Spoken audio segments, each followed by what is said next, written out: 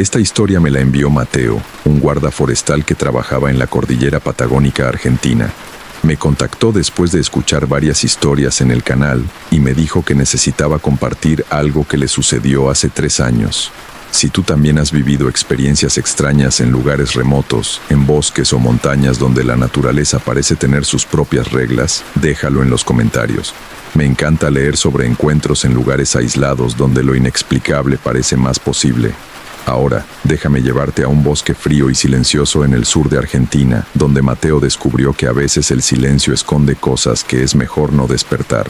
Mi nombre es Mateo, y durante 7 años fui guarda forestal en el Parque Nacional Nahuel Huapi, en la Patagonia Argentina. Es un trabajo solitario, pero eso era precisamente lo que me gustaba. Después de años viviendo en Córdoba, rodeado de ruido y gente, la soledad de las montañas me parecía un paraíso. El parque tiene más de 700,000 hectáreas de bosques, lagos y montañas. Mi sector asignado era una zona particularmente remota en el extremo noroeste del parque, cerca del límite con Chile. Había un puesto de guardaparques allá arriba, una cabaña de madera de 2 habitaciones con paneles solares, una estufa a leña y un radio de onda corta para emergencias. El pueblo más cercano estaba a 4 horas en camioneta por caminos de tierra. Pasaba 2 semanas consecutivas en la cabaña, solo, monitoreando senderos, previniendo incendios, registrando fauna. Luego tenía una semana de descanso en Bariloche antes de volver. Era una existencia simple, me gustaba. Todo esto cambió en mayo de 2021. Era mi 6º día de turno. Había llegado el lunes y todo había transcurrido con normalidad. Las temperaturas ya eran bajas, cerca de 0 grados durante el día y bajo 0 por las noches. Los bosques de Coihue y Lenga estaban desnudos, sus ramas esqueléticas contra el cielo gris. La nieve había comenzado a caer intermitentemente. El jueves por la tarde, decidí hacer un recorrido por un sendero que no había revisado en meses. Se llamaba Sendero del Cañadón Oscuro, un nombre que los lugareños le habían dado hacía décadas.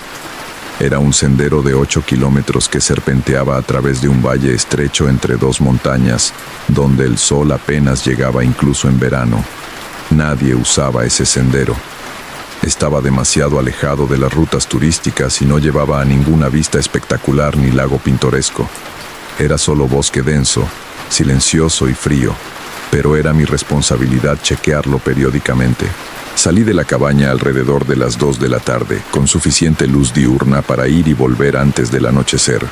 Llevaba mi mochila con lo esencial: agua, comida, linterna, cuchillo, radio, kit de primeros auxilios, y mi rifle, que siempre llevaba por si acaso encontraba un puma o jabalí agresivo.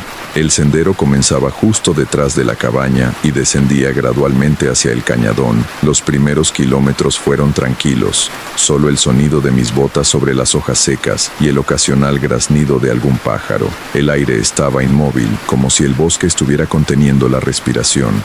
Después de 1 hora de caminata, el sendero se adentraba en la parte más profunda del cañadón. Las montañas a ambos lados se elevaban abruptamente, bloqueando la luz. Incluso en plena tarde, ahí abajo parecía atardecer. Las sombras eran largas y densas. Fue entonces cuando noté el silencio, no el silencio normal del bosque. Ese silencio vivo, lleno de pequeños sonidos, hojas moviéndose, ramas crujiendo, animales pequeños moviéndose entre la maleza. Esto era diferente.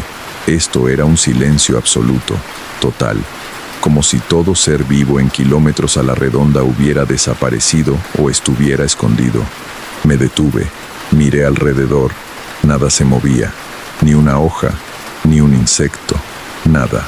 Y entonces lo escuché, muy suave al principio, casi imperceptible, un susurro. No era un susurro, eran susurros. Múltiples voces muy bajas, hablando todas al mismo tiempo.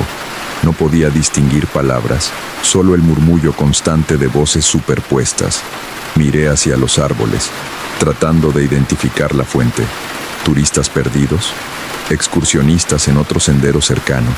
Pero no había otro sendero cerca, y las voces no venían de una dirección específica. Parecían venir de todas partes y de ninguna al mismo tiempo. «Hola», llamé. ¿Hay alguien ahí? Las voces se detuvieron inmediatamente. El silencio que siguió fue aún más opresivo. Esperé. 30 segundos. 1 minuto. Nada. Probablemente fue el viento, pensé, aunque no había nada de viento. Los árboles estaban completamente inmóviles. Continué caminando, pero ahora estaba alerta. Tenía la mano cerca del radio, lista para pedir apoyo si era necesario. 15 minutos después, las voces regresaron. Más fuertes esta vez. Y ahora podía distinguir algo más. No solo susurraban. Algunas estaban llorando. Sollozos suaves, ahogados, entremezclados con los murmullos. El vello de mi nuca se erizó. Desenfundé mi rifle, más por instinto que por lógica. ¿Qué iba a dispararle? ¿A voces? ¿Quién está ahí? Grité con más firmeza. Identifíquense. Esta vez las voces no se detuvieron. Si acaso se hicieron más intensas. Y entonces, para mi absoluto horror, escuché algo que hizo que mi sangre se congelara. Escuché mi nombre. Mateo. Mateo. No era una voz, eran varias, todas susurrando mi nombre al unísono, algunas en tono suplicante, otras en tono acusatorio, otras simplemente vacías. Retrocedí un paso, el rifle temblaba en mis manos. ¿Quién carajo está ahí? Mateo, ven, Mateo, ayúdanos, Mateo. Las voces ahora parecían moverse, acercándose, rodeándome. Podía escucharlas a mi derecha, a mi izquierda, detrás de mí, por todas partes. Decidí dar media vuelta. Esto no era normal. Necesitaba salir de ahí. Podría volver con refuerzos, con explicaciones lógicas. Pero ahora solo quería irme. Comencé a caminar rápidamente por donde había venido. Las voces me seguían. No te vayas. Mateo, no te vayas. Necesitamos. Por favor. Aceleré el paso. Las voces se hicieron más urgentes, más desesperadas. No, Mateo, quédate, escúchanos, por favor. Empecé a correr. Mis botas golpeaban el sendero con fuerza. Mi respiración era pesada, formando nubes en el aire frío. El rifle rebotaba contra mi espalda. Y entonces, algo me hizo tropezar. No fue una raíz, no fue una piedra. Fue como si algo, una mano invisible, me agarrara el tobillo y tirara. Caí fuertemente, golpeando el suelo con fuerza. El rifle se deslizó varios metros por el sendero. Las voces explotaron en volumen. Ya no susurraban, gritaban. ¡Mateo! ¡Mateo! ¡Mateo! Me arrastré hacia mi rifle, desesperado. Mis dedos lo alcanzaron justo cuando sentí algo más. Un frío intenso en mi pierna, donde lo que fuera me había agarrado. No era el frío del clima. Era un frío que penetraba hasta los huesos, que dolía de una manera que el frío normal no duele. Agarré el rifle, me di vuelta y apunté hacia... nada. No había nada visible ahí. Solo el bosque vacío. Solo los árboles inmóviles. Solo las sombras profundas. Pero las voces continuaban. Y ahora podía escuchar palabras más claramente. Nos dejaron... Nos olvidaron. Ayúdanos. Encuéntranos. Por favor, no nos dejen aquí. Me puse de pie, ignorando el dolor en mi pierna. Empecé a correr de nuevo. Esta vez no me detuve. Corrí durante lo que pareció una eternidad, con las voces persiguiéndome, gritando, suplicando, acusando. Solo cuando finalmente salí del cañadón, cuando el sendero comenzó a ascender y la luz del día, lo poco que quedaba, se hizo más presente, las voces comenzaron a desvanecerse. Se hicieron más débiles, más distantes, hasta que finalmente solo quedó el silencio normal del bosque, el crujido de ramas, el viento suave, el sonido de mi propia respiración agitada. Llegué a la cabaña cuando el sol se estaba poniendo. Entré, cerré la puerta con llave, algo que nunca hacía, y me desplomé en una silla, temblando. ¿Qué había sido eso? ¿Una alucinación? ¿Falta de oxígeno por la altura? ¿Algún gas natural del suelo que causa alucinaciones auditivas? Intenté encontrar explicaciones racionales, pero ninguna explicaba cómo las voces sabían mi nombre, cómo me habían agarrado, cómo el frío en mi pierna todavía persistía. Horas después, esa noche no dormí. Me quedé sentado junto a la estufa, con el rifle en mi regazo, escuchando los sonidos del bosque nocturno. Cada crujido me sobresaltaba, cada sombra que veía por la ventana me hacía saltar. A la mañana siguiente decidí investigar. Usé el radio para contactar a la oficina principal del parque en Bariloche.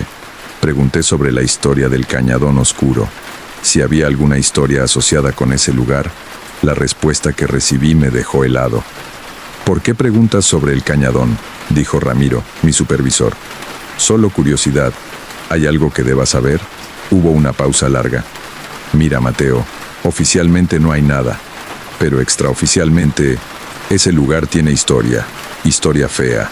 Me contó que en la década de 1970, durante la última dictadura militar en Argentina, el Cañadón Oscuro había sido usado como lugar de desapariciones.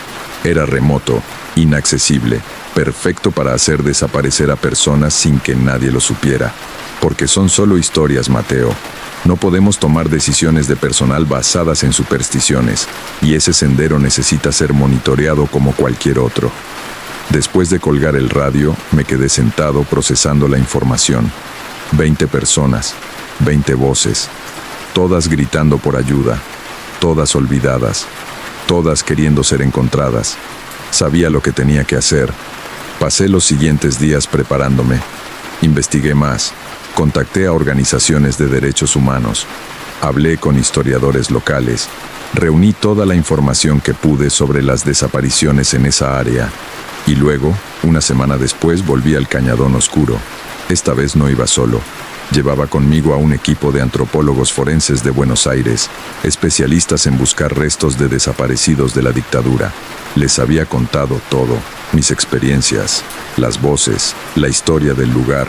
Algunos me miraron con escepticismo, otros con compasión, pero todos estuvieron de acuerdo en que valía la pena investigar. Entramos al cañadón temprano en la mañana. Esta vez, con luz del día completa y en grupo, el lugar parecía menos amenazante, pero el silencio seguía ahí, ese silencio antinatural. Usamos perros entrenados para detectar restos humanos y georradar portátil para escanear el suelo. A las 3 horas de búsqueda, uno de los perros empezó a ladrar frenéticamente en un área densa del bosque, a unos 50 metros del sendero. El equipo comenzó a excavar cuidadosamente. Encontraron huesos, muchos huesos. Durante las siguientes 2 semanas, el equipo forense excavó meticulosamente el área. Encontraron los restos de 18 personas, hombres y mujeres, algunos muy jóvenes, enterrados en fosas poco profundas, exactamente como Ramiro había dicho. Cada uno fue exhumado con cuidado, documentado, preparado para identificación mediante ADN. Después de 40 y tantos años, algunas familias finalmente tendrían respuestas. Algunos desaparecidos finalmente serían identificados y recibir un entierro digno. A la mañana siguiente decidí investigar. Usé el radio para contactar a la oficina principal del parque en Bariloche. Pregunté sobre la historia del Cañadón Oscuro, si había alguna historia asociada con ese lugar. La respuesta que recibí me dejó helado. ¿Por qué preguntas sobre el Cañadón?, dijo Ramiro, mi supervisor. Solo curiosidad. ¿Hay algo que debas saber? Hubo una pausa larga. Mira, Mateo, oficialmente no hay nada, pero extraoficialmente, ese lugar tiene historia, historia fea. Me contó que en la década de 1970, durante la última dictadura militar en Argentina, el Cañadón Oscuro había sido usado como lugar de desapariciones. Era remoto, inaccesible, perfecto para hacer desaparecer a personas sin que nadie lo supiera. Se estimaba que al menos 20 personas, activistas políticos, estudiantes, maestros, habían sido llevadas a ese cañadón y ejecutadas allí. Sus cuerpos nunca fueron encontrados, probablemente enterrados en fosas poco profundas en algún lugar del bosque, ocultos bajo décadas de hojas caídas y crecimiento vegetal. Los guardaparques más viejos dicen que ese sendero está maldito, continuó Ramiro, que los espíritus de los desaparecidos todavía están allí, buscando ser encontrados. Pero son solo supersticiones, ¿entiendes? Nada oficial. ¿Alguna vez alguien ha reportado cosas extrañas ahí? Otra pausa. Algunos han reportado escuchar voces, sentir presencias. Un guarda forestal en los 90 dijo que algo lo atacó en ese sendero. Lo encontraron inconsciente con marcas en los brazos, como si alguien lo hubiera agarrado con fuerza. Pero estaba solo, no había nadie más en kilómetros. Miré mi propia pierna. Todavía tenía moretones donde algo me había agarrado el día anterior. Moretones en forma de dedos. ¿Por qué nadie me advirtió sobre esto antes de asignarme este sector?, pregunté, intentando controlar mi voz.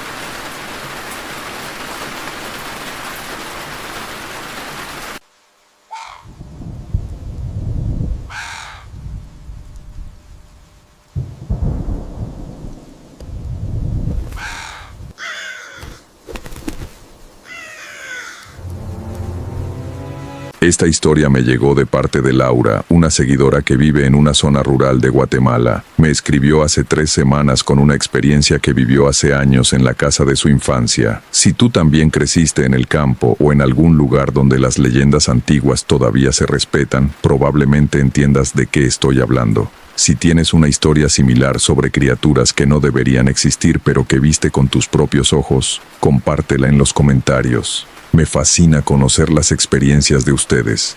Ahora, esto es lo que Laura vivió cuando era apenas una niña de 8 años. Crecí en una finca alejada de cualquier pueblo. La casa donde vivíamos con mis padres y mis 2 hermanos mayores era antigua, construida por mi bisabuelo a principios del siglo pasado. Era grande, de paredes gruesas de adobe y techo de tejas rojas que crujía durante las tormentas. Alrededor teníamos cultivos de café y maíz, un gallinero, algunos cerdos, y más allá, un bosque denso que nadie de la familia se atrevía a explorar demasiado. Desde muy pequeña aprendí las reglas. Mi abuela, que vivía con nosotros, era muy estricta con ellas. No eran reglas normales como no cruces la calle sin mirar o lávate las manos antes de comer. Eran reglas que sonaban extrañas, casi supersticiosas, pero que todos en la casa seguíamos sin cuestionar. Regla número 1.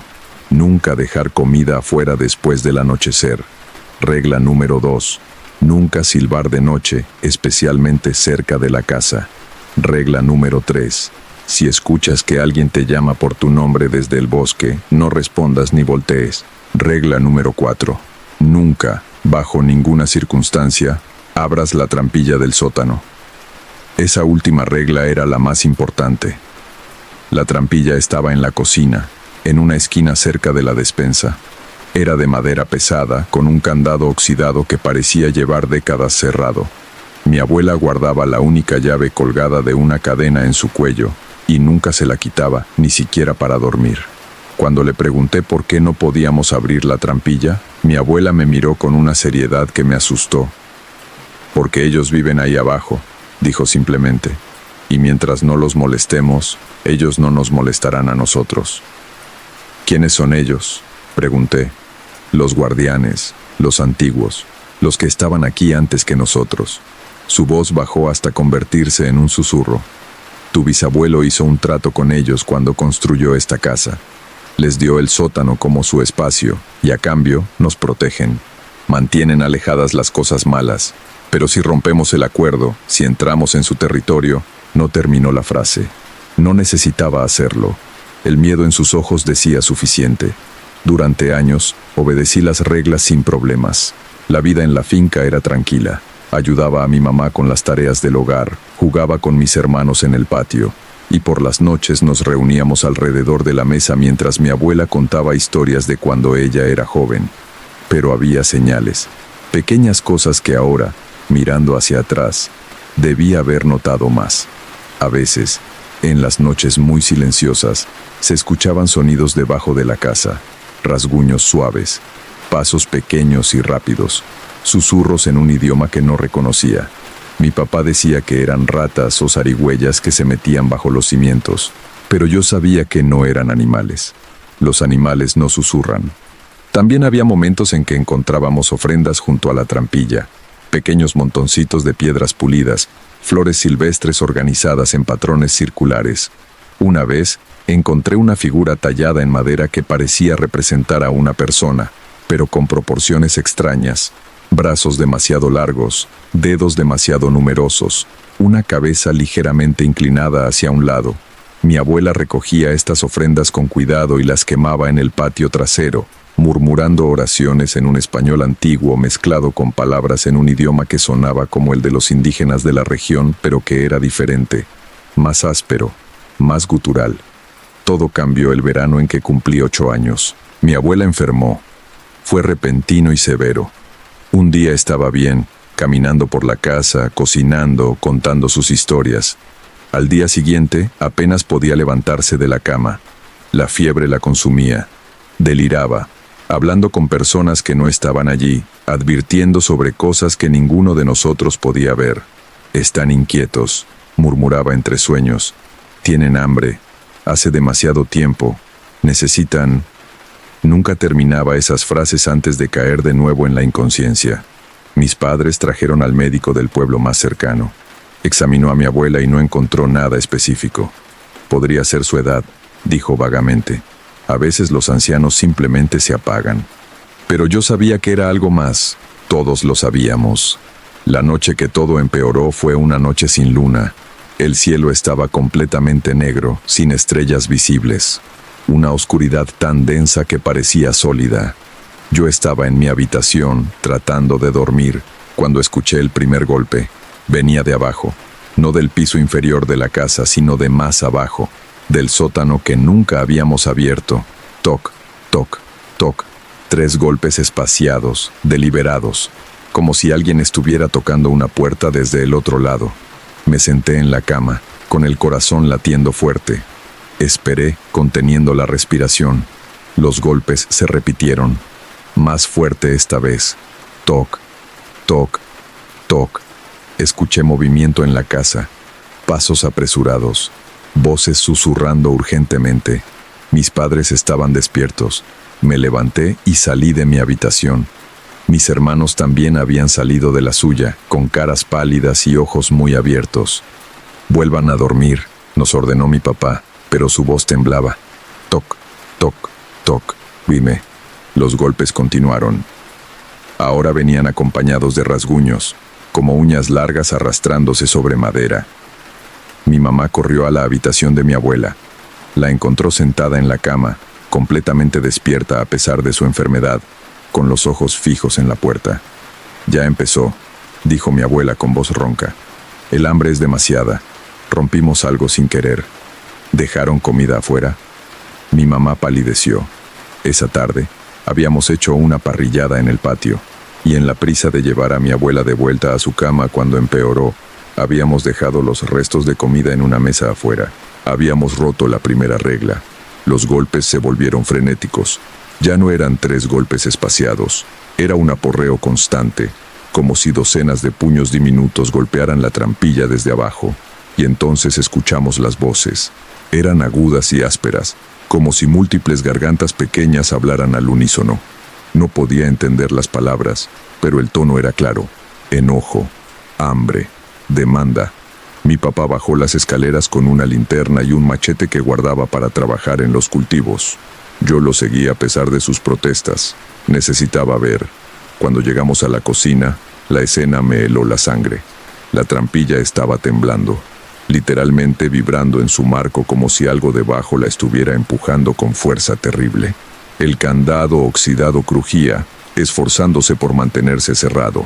Alrededor de los bordes de la trampilla, donde la madera se encontraba con el piso de baldosas, salía un humo gris pálido que no olía a nada pero que hacía picar los ojos. Y las voces. Dios, las voces. Ya no eran solo sonidos incomprensibles. Ahora podía distinguir palabras en español, mezcladas con ese otro idioma. Hambre, hambre. Prometieron, dieron. Ahora nada. Hambre, abran, abran, hambre. Mi papá se quedó paralizado en la entrada de la cocina, el machete temblando en su mano. «Ve por tu abuela», me dijo sin apartar la vista de la trampilla. «Rápido». Corrí escaleras arriba. Mi abuela ya estaba siendo ayudada por mi mamá a bajar. Se movía con dificultad, apoyándose pesadamente en el brazo de mi madre, pero en su rostro había una determinación feroz. Llegó a la cocina y observó la trampilla vibrante con ojos entrecerrados. «Han pasado 3 meses», murmuró. «3 meses sin ofrendas». ¿Ofrendas?, preguntó mi papá. Pensé que las ofrendas eran lo que ellos nos dejaban a nosotros. Mi abuela negó con la cabeza lentamente. No, hijo, esas eran señales, recordatorios del pacto. Yo debía dejarles comida cada 3 días, comida específica, pero con la enfermedad, perdí la cuenta. Su voz se quebró. La trampilla dejó de vibrar abruptamente. El silencio que siguió fue de alguna manera peor que el ruido. Era un silencio expectante, hambriento. Entonces escuchamos el primer rasguño en las paredes. No en las paredes exteriores, en las paredes interiores. Como si algo pequeño estuviera trepando por dentro de la estructura de la casa, moviéndose entre los espacios que no deberían ser accesibles. Los rasguños se multiplicaron, docenas de ellos, cientos tal vez, rodeándonos, subiendo por las paredes hacia donde estábamos. Necesitamos darles algo, dijo mi abuela urgentemente. Ahora, antes de que salgan. ¿Salgan? Mi mamá abrazó a mis hermanos contra ella. ¿Pueden salir? Si tienen suficiente hambre, si el pacto se rompe lo suficiente, sí, pueden. Mi abuela se llevó la mano a la cadena en su cuello, sacando la llave. Pero prefieren no hacerlo, prefieren permanecer abajo, en la oscuridad. Solo necesitan que recordemos el acuerdo. Los rasguños ahora venían de todas direcciones, del techo, de las paredes, del piso mismo bajo nuestros pies. Mi abuela abrió la despensa con manos temblorosas y comenzó a sacar comida, pan, frutas, carne seca, miel. La amontonaba en sus brazos sin orden ni lógica aparente. Laura, me llamó. Ven aquí. Me acerqué, aterrada pero obediente. Vas a tener que aprender esto, dijo, mirándome directamente a los ojos, porque algún día, cuando yo no esté, tú serás quien mantenga el pacto. ¿Por qué yo?, susurré. Porque eres la que tiene el don. Puedes sentirlos, ¿verdad? Siempre has podido. Era cierto. Siempre había sentido la presencia bajo la casa. Una conciencia múltiple, antigua, hambrienta pero no necesariamente malévola. Simplemente otra. Mi abuela caminó hacia la trampilla, la comida apilada en sus brazos. Los rasguños se detuvieron, como si lo que fuera que estaba en las paredes estuviera esperando, observando. Con la llave que colgaba de su cuello, abrió el candado. El clic metálico resonó en el silencio como un disparo. No mires directamente hacia abajo, me advirtió. No importa qué veas o qué escuches, no los mires directamente. Levantó la trampilla. El olor que salió fue indescriptible. No era podrido exactamente. Era tierra húmeda, hojas en descomposición, algo almizclado y animal, pero no de ningún animal que conociera. Y debajo de todo eso, algo dulce y enfermizo que hacía que mi estómago se revolviera. Pero peor que el olor fue el sonido. Respiraciones, docenas de ellas, pequeñas, rápidas, ansiosas, como perros jadeando pero más agudo, y susurros, tantos susurros superpuestos que se convertían en un zumbido constante. Mantuve la mirada fija en el rostro de mi abuela, siguiendo su instrucción.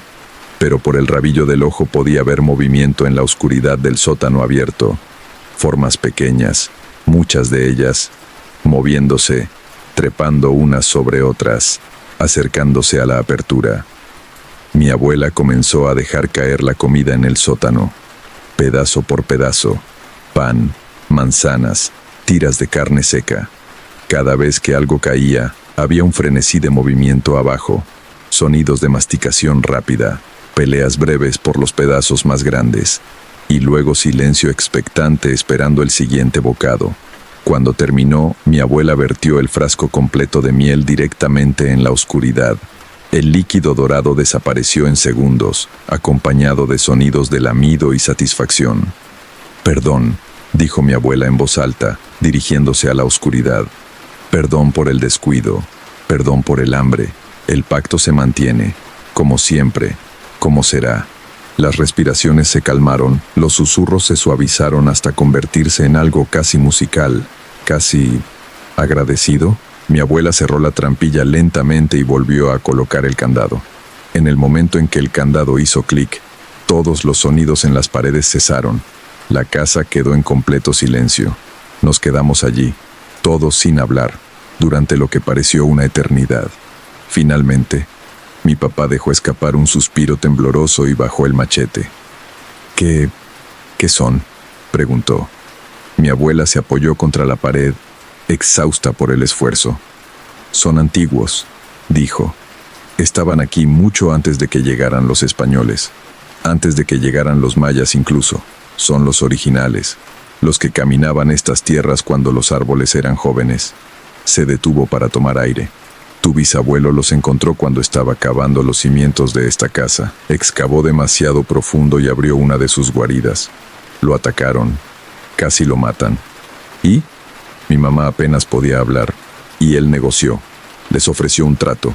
Si lo dejaban construir su casa aquí, si lo dejaban vivir en esta tierra, él les daría refugio permanente debajo de su hogar.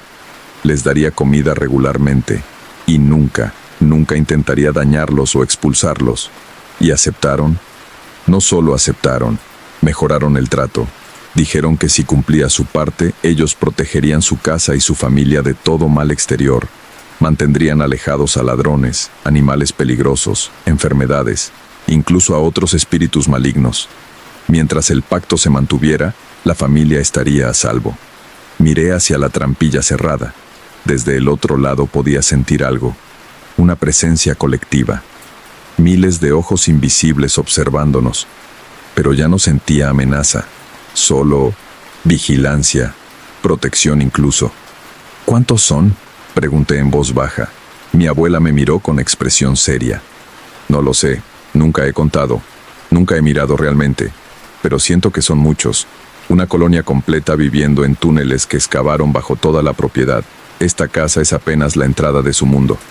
Durante las semanas siguientes mi abuela me enseñó todo sobre el pacto, cómo preparar las ofrendas, qué alimentos preferían, frutas dulces, miel, carne cruda, pan recién horneado, con qué frecuencia debían alimentarse, cada 3 días sin falta. Y las otras reglas, nunca silbar de noche porque eso los irritaba, nunca dejar comida afuera porque eso confundía el acuerdo, nunca responder a voces del bosque porque esas no eran de ellos, sino de cosas que ellos mantenían alejadas. ¿Cómo se ven?, le pregunté una noche mientras preparábamos una ofrenda. Ella pensó por un largo momento antes de responder.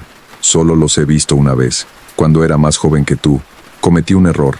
Miré directamente hacia abajo cuando tu bisabuelo abrió la trampilla. Sus manos temblaron ligeramente mientras cortaba frutas. Son pequeños, del tamaño de un gato grande tal vez, pero no son animales. Tienen forma vagamente humana. Caminan en 2 patas. Tienen manos con demasiados dedos. Sus caras... Se detuvo.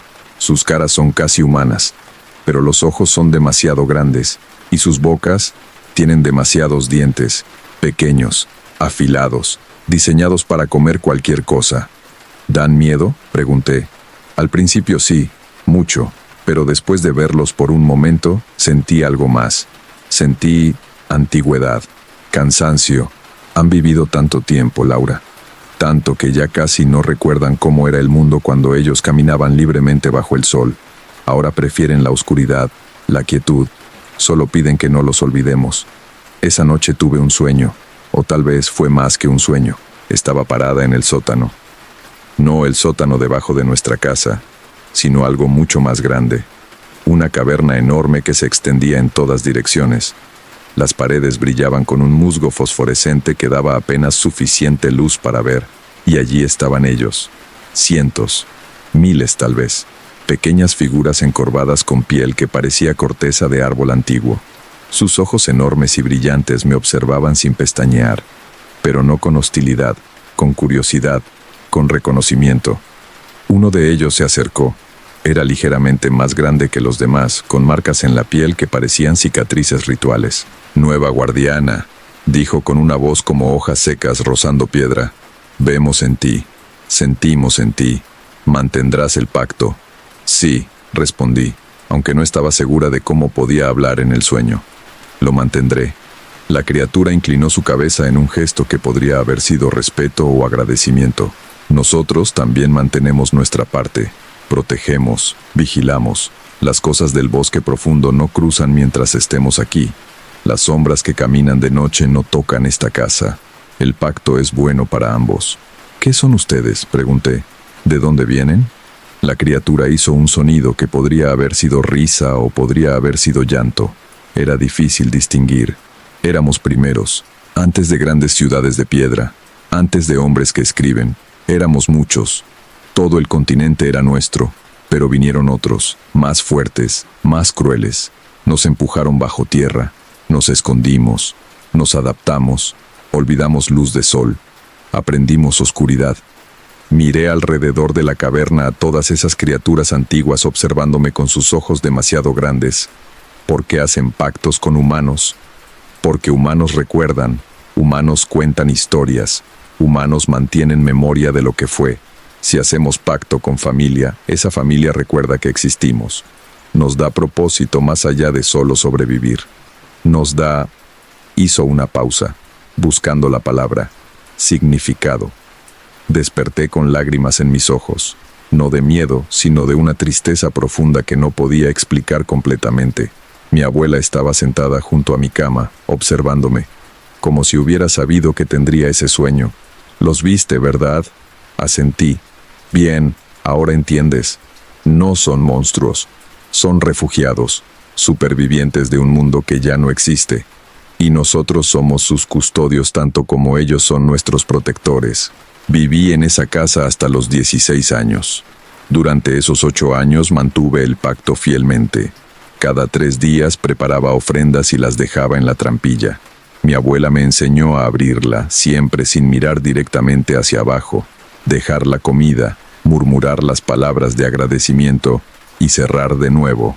La casa prosperó durante esos años. Nunca fuimos robados, aunque vecinos a kilómetros de distancia sufrieron asaltos. Nunca tuvimos problemas con animales salvajes destruyendo cultivos. Cuando una tormenta terrible devastó la región, nuestra casa permaneció intacta mientras otras perdieron techos completos. Y por las noches, cuando todo estaba silencioso, podía escuchar los susurros debajo del piso. Ya no me asustaban. Eran como una canción de cuna, un recordatorio de que no estábamos solos, pero estábamos protegidos. Cuando cumplí 16, mis padres decidieron mudarse a la ciudad. Mis hermanos ya se habían ido para estudiar. La vida en la finca era demasiado difícil, especialmente con mi abuela cada vez más débil. La noche antes de irnos, mi abuela me llevó a la cocina. Abrió la trampilla por última vez. «Nos vamos», anunció a la oscuridad debajo. «La familia se va, pero una regresará. La guardiana regresará, lo prometo». Los susurros se elevaron desde abajo. Sonaban casi tristes. Mi abuela cerró la trampilla y me dio la llave. «Esta es tu responsabilidad ahora. Algún día cuando estés lista volverás. Esta casa es tuya. Está en mi testamento. Y cuando regreses, reanudarás el pacto». «¿Y si no regreso?», pregunté. «¿Y si decido quedarme en la ciudad?». Ella me miró con esos ojos antiguos que parecían ver a través del tiempo. «Regresarás, porque lo sientes, Laura. Sientes el llamado. Y eventualmente, el llamado será más fuerte que cualquier vida que construyas en otro lugar». Tenía razón. Pasaron 12 años. Estudié, trabajé, intenté construir una vida urbana normal, pero siempre había una inquietud, un sentimiento de incompletitud. Y los sueños. Los sueños nunca pararon. Cada pocas semanas soñaba con la caverna bajo la casa, con las criaturas esperando, con sus ojos grandes observándome, preguntando silenciosamente, «¿Cuándo vuelves?». Mi abuela murió cuando yo tenía 28 años. En su funeral, encontré una carta que había dejado para mí. «Laura, la casa te espera. Ellos te esperan». El pacto se debilitó sin ofrendas regulares, pero no se rompió. Pueden esperar más tiempo que cualquier humano puede vivir, pero esperan mejor cuando saben que no están olvidados. Vuelve, niña. Cumple lo que empecé. Mantén viva la memoria de lo que fue y lo que siempre será. 3 meses después, regresé a la finca. La casa estaba en sorprendentemente buen estado considerando que había estado abandonada por años. Las paredes seguían firmes, el techo intacto, como si algo la hubiera estado cuidando. Entré a la cocina con una bolsa de comida que había traído de la ciudad. Pan, frutas, miel, carne. La trampilla estaba exactamente como la recordaba. El candado seguía cerrado. Saqué la llave que había guardado todos esos años y la inserté en el mecanismo oxidado. Cuando levanté la trampilla, el olor familiar me golpeó. Tierra, hojas, algo antiguo y animal, y los escuché. Los susurros, más suaves ahora, casi tímidos. «Regresaste», dijeron las voces desde la oscuridad. «Guardiana regresó». «Sí», respondí, dejando caer la comida en el sótano. Regresé, y el pacto continúa. El frenesí de alimentación que siguió fue música para mis oídos. Sonidos de gratitud, de bienvenida, de hogar. Han pasado 2 años desde entonces. Vivo en la casa ahora. He renovado algunas partes, pero la estructura esencial permanece. Y cada 3 días, sin falta, abro la trampilla y dejo ofrendas. A veces, en las noches muy tranquilas, los escucho más claramente, moviéndose en sus túneles, cantando canciones en su idioma antiguo, viviendo sus vidas bajo mis pies. Y sé que mientras yo los alimente, mientras mantenga la memoria del pacto, ellos mantendrán su parte. Esta casa, esta tierra, está protegida, no por cercas o alarmas o perros guardianes, sino por algo mucho más antiguo, mucho más poderoso, por los que viven bajo la casa, los primeros, los olvidados, los que permanecen. Y así concluye lo que Laura me compartió. Me dice que todavía vive en esa casa, que el pacto continúa, y que algún día enseñará a sus propios hijos o a algún miembro joven de la familia a mantenerlo. Si creciste con historias de duendes, aluxes o cualquier criatura pequeña que vive bajo tierra y que debe ser respetada, cuéntame en los comentarios. Estas leyendas existen en casi todas las culturas rurales por alguna razón. Tal vez porque hay algo de verdad en ellas. Cuida tus pactos, respeta lo antiguo, y nos escuchamos en la próxima historia.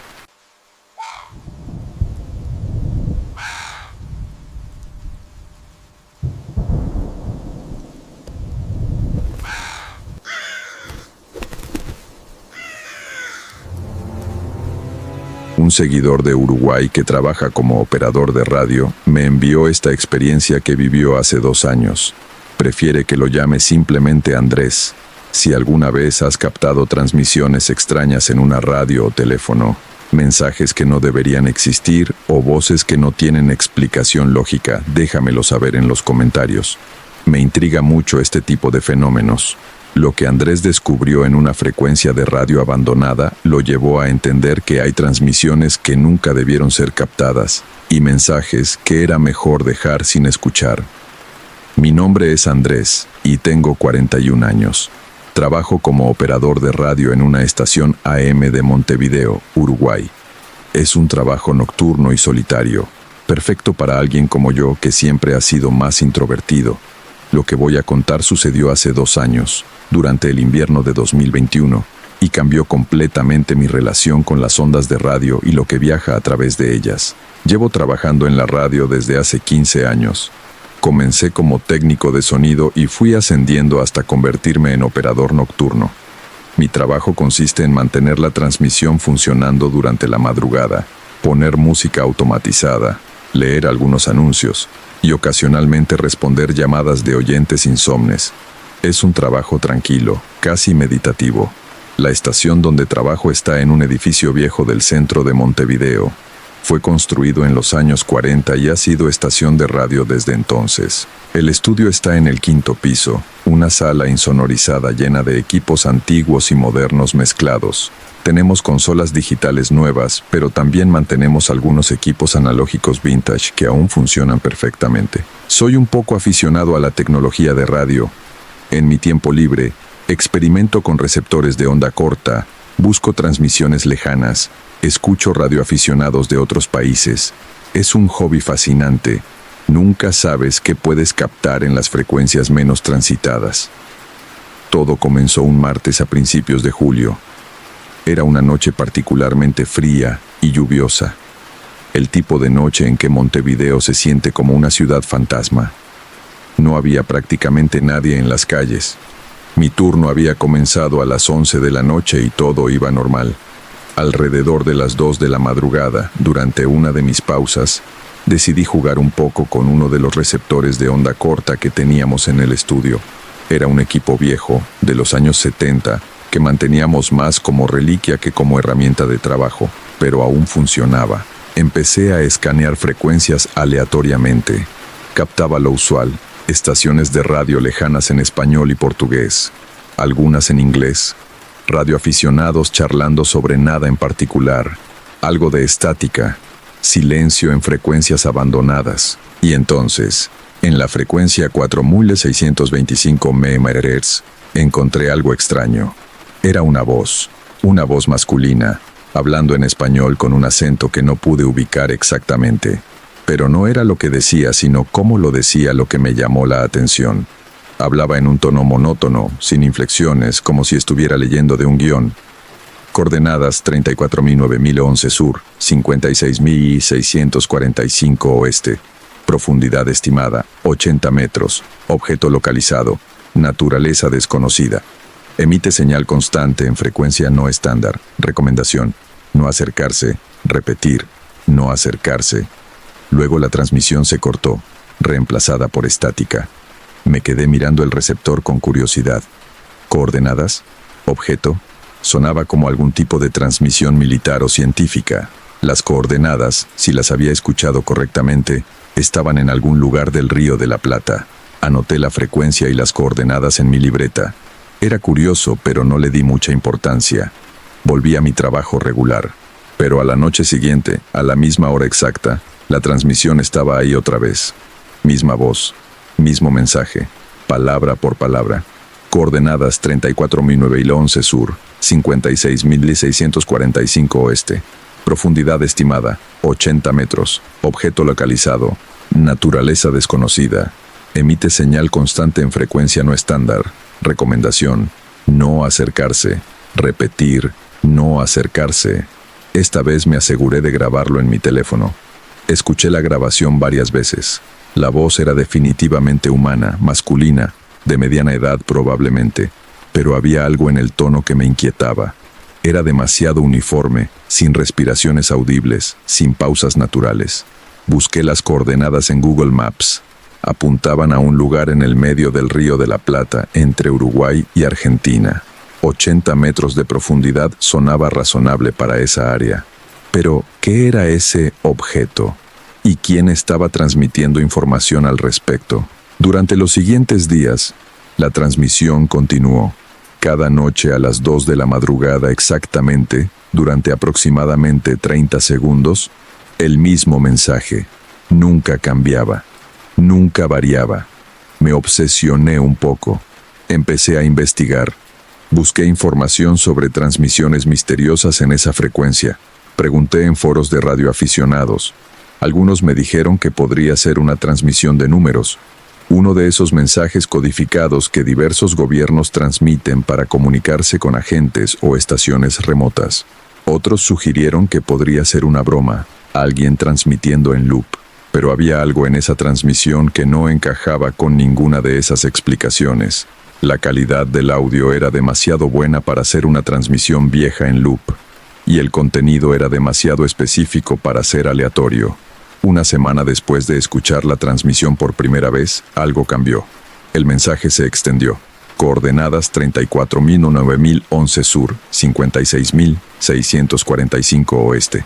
Profundidad estimada 80 metros. Objeto localizado. Naturaleza desconocida. Emite señal constante en frecuencia no estándar. Recomendación: no acercarse. Repetir: no acercarse. Y luego, después de una pausa llena de estática: actualización: objeto se ha movido. Nueva profundidad: 60 metros. Está ascendiendo. Repito, está ascendiendo. Si alguien está escuchando esto, aléjense del área. No es seguro. Algo está mal. Algo está muy mal.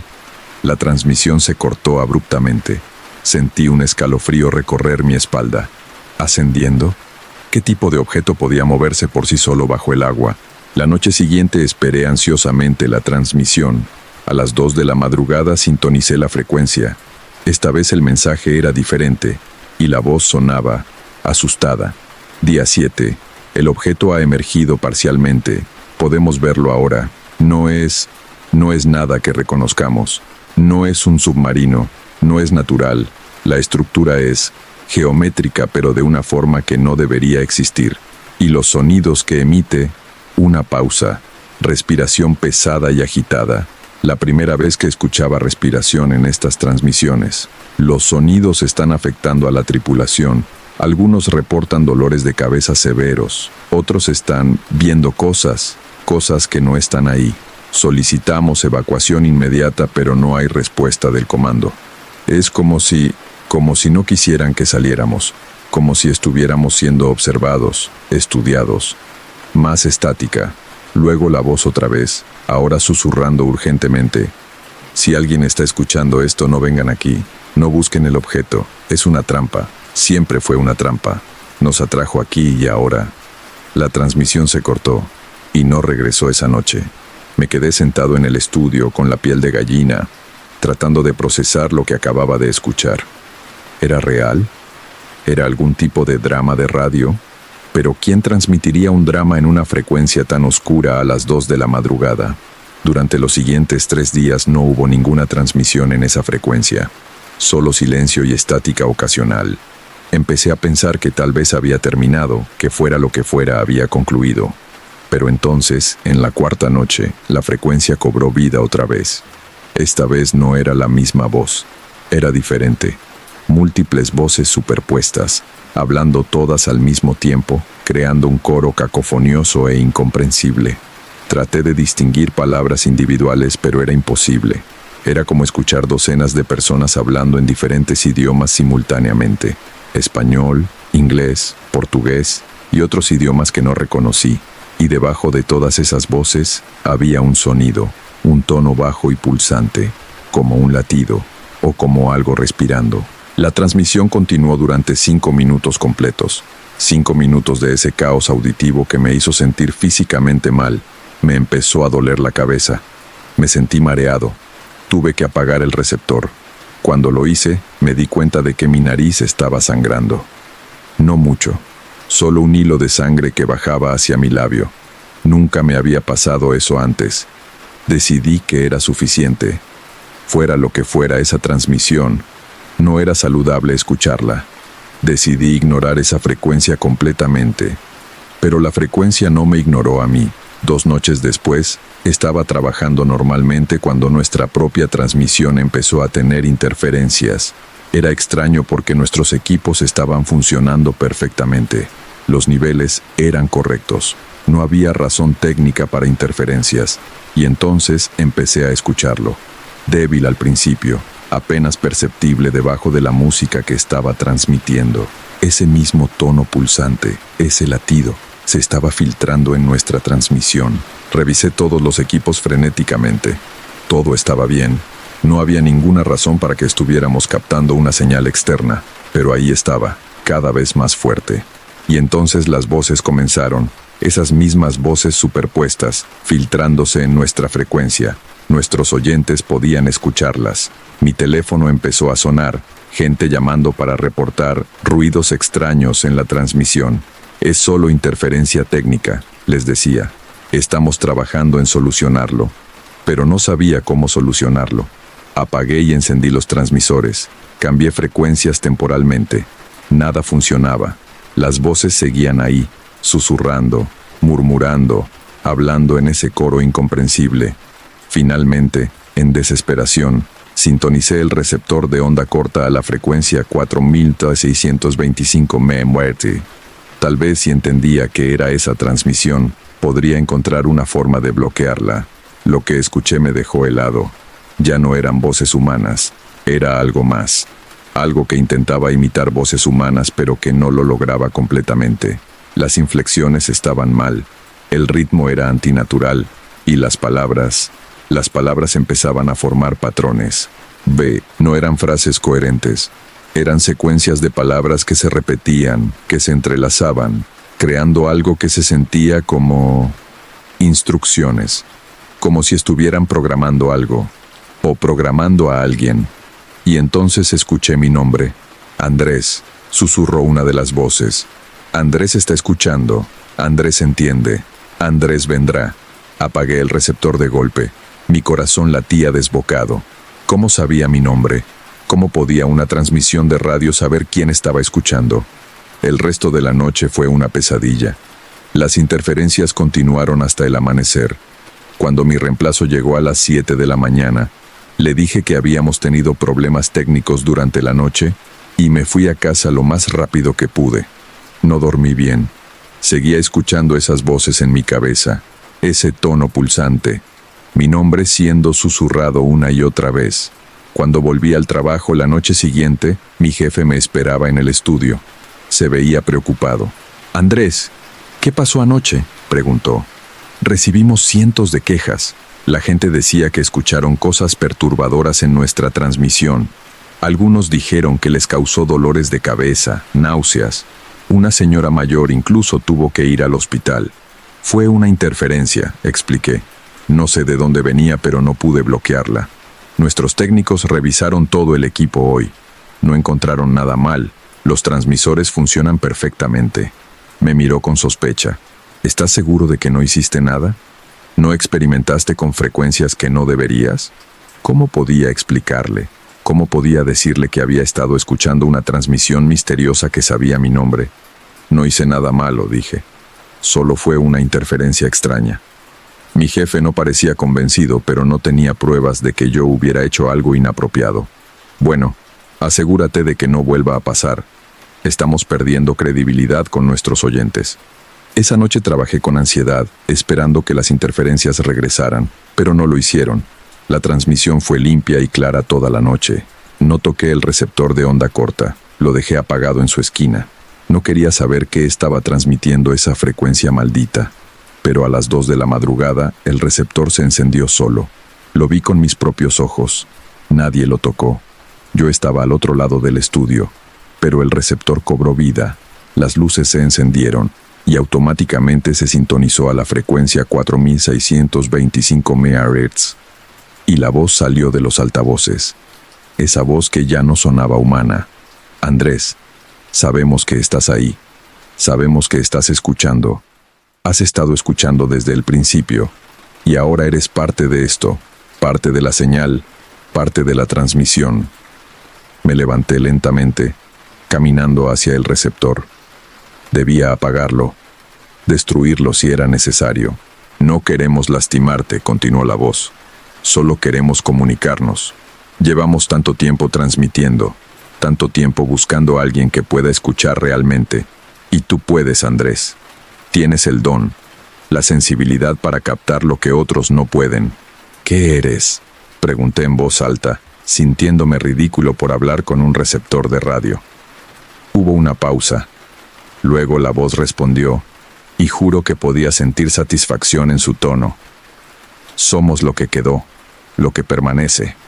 Existimos en las ondas, en las frecuencias que nadie monitorea. Somos ecos de algo que fue. O tal vez nunca fuimos. Es difícil recordar después de tanto tiempo transmitiendo. El objeto en el río, la tripulación, un punto de anclaje, uno de muchos. Necesitamos puntos de anclaje para manifestarnos en tu realidad. El objeto era uno, esta frecuencia es otro, y ahora tú eres otro». Un escalofrío de terror puro me recorrió. «¿Qué quieres decir? Cada vez que escuchas, te vuelves más sintonizado con nosotros, más parte de la red. Pronto podrás transmitir también, ser una voz más en el coro. Es un honor, Andrés, unirte a algo más grande que tú mismo». «No», dije firmemente, «no quiero ser parte de nada». Tomé el receptor y lo desconecté de la pared, arrancando el cable. El receptor se apagó, pero las voces no se detuvieron. Ahora venían de los altavoces de nuestro propio estudio, de todos los equipos electrónicos en la habitación. «No puedes apagarnos, Andrés. Estamos en todas las frecuencias ahora, y especialmente estamos en ti». Me tapé los oídos, pero las voces continuaban. No venían de afuera, venían de dentro de mi cabeza. Ese coro de voces, ese tono pulsante, todo resonando en mi cráneo. Caí de rodillas, gritando para ahogar las voces. No sé cuánto tiempo estuve así. Podría haber sido minutos u horas. Finalmente, las voces empezaron a desvanecerse, retrocediendo a un susurro distante. Cuando pude pensar claramente otra vez, Tomé mi teléfono y llamé a mi jefe. No me importaba si era de madrugada. Renuncio, le dije cuando respondió somnoliento. Efectivo inmediatamente. No voy a volver a esa estación. ¿Qué, Andrés? ¿Qué está pasando? Algo está mal con ese lugar, con los equipos, o conmigo, no sé, pero no puedo quedarme ahí. Colgué antes de que pudiera responder.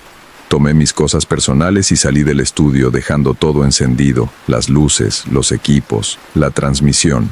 Que alguien más se encargara. Los siguientes días fueron difíciles. Las voces no se fueron completamente.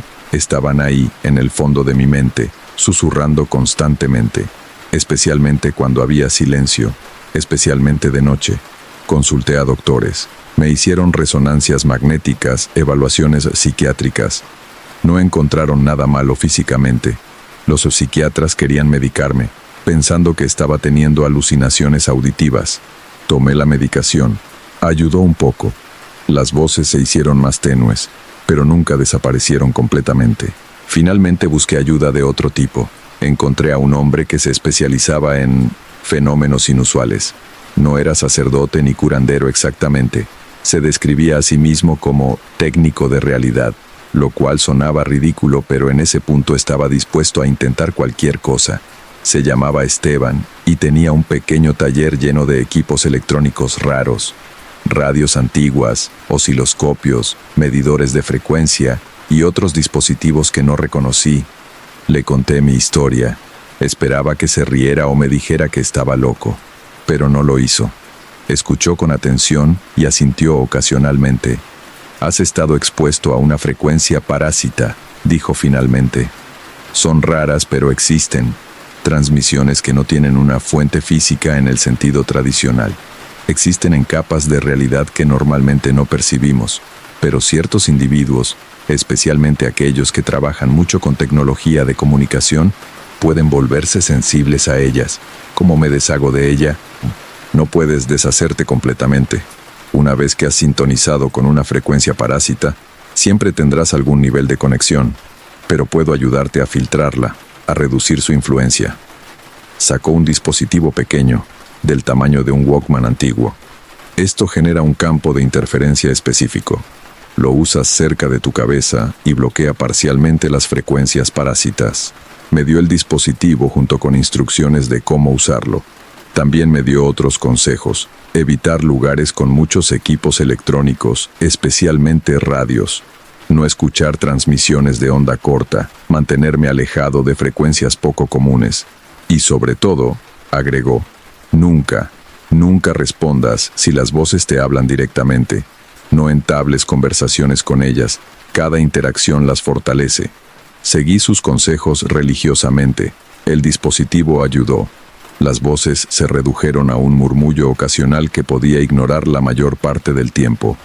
Conseguí un nuevo trabajo, lejos de cualquier cosa relacionada con radio o telecomunicaciones. Trabajo ahora en una librería, un ambiente tranquilo y analógico. Es mejor así. Pero hay momentos, especialmente en las noches silenciosas, cuando puedo escucharlas todavía, ese coro distante, ese tono pulsante. Y ocasionalmente, muy ocasionalmente, escucho mi nombre susurrado entre la estática. Investigué más sobre la frecuencia 4.625 MHz después de todo esto. Descubrí que no soy el único que ha reportado transmisiones extrañas en esa frecuencia. Hay foros enteros de radioaficionados discutiendo la frecuencia maldita. Algunos han escuchado cosas similares a lo que yo escuché. Otros reportan experiencias diferentes pero igualmente perturbadoras. La teoría más común es que es algún tipo de experimento militar o de inteligencia. Transmisiones diseñadas para probar nuevos métodos de comunicación o tal vez de control mental. Personalmente creo que es algo diferente, algo más antiguo y más extraño. Creo que hay cosas que existen en las frecuencias de radio que no entendemos. Entidades, inteligencias o simplemente fenómenos que utilizan las ondas electromagnéticas como medio de existencia. Y cuando sintonizamos las frecuencias correctas, en los momentos correctos, podemos captarlas. No sé qué era exactamente lo que estaba transmitiendo en 4625 MHz, si era realmente una inteligencia separada o si era algún tipo de fenómeno psicológico amplificado por la tecnología. Tal vez nunca lo sabré. Lo que sí sé es esto: hay cosas transmitiendo en frecuencias que nadie monitorea, mensajes que no están destinados a ser escuchados por humanos, y algunos de esos mensajes pueden cambiarte si los escuchas demasiado tiempo. Así que si alguna vez estás experimentando con radios de onda corta, si alguna vez estás escaneando frecuencias en la madrugada y encuentras algo extraño, algo que no tiene sentido, algo que hace que tu piel se erice y tu cabeza duela, apágalo. No sigas escuchando. No trates de entenderlo. Y sobre todo, no respondas si te habla. Porque una vez que establecer contacto, una vez que te conviertes en parte de la señal, nunca te liberarás completamente. Las voces siempre estarán ahí, susurrando en el fondo, esperando el momento en que bajes la guardia, esperando transmitir a través de ti. Así concluye el testimonio que Andrés me compartió. Me dijo que ahora vive una vida tranquila en la librería, que usa el dispositivo de bloqueo religiosamente y que ha aprendido a vivir con el susurro ocasional que nunca desapareció completamente. Dejó la radio profesional para siempre. Si alguna vez has captado transmisiones extrañas en frecuencias que no deberías, o has experimentado fenómenos relacionados con equipos de comunicación, compártelo en los comentarios. Estas historias me fascinan. Si disfrutaste este relato, considera suscribirte para más historias cada semana. Cuídate mucho y ten cuidado con las frecuencias que sintonizas. Algunas cosas es mejor no escucharlas. Nos vemos en la próxima historia.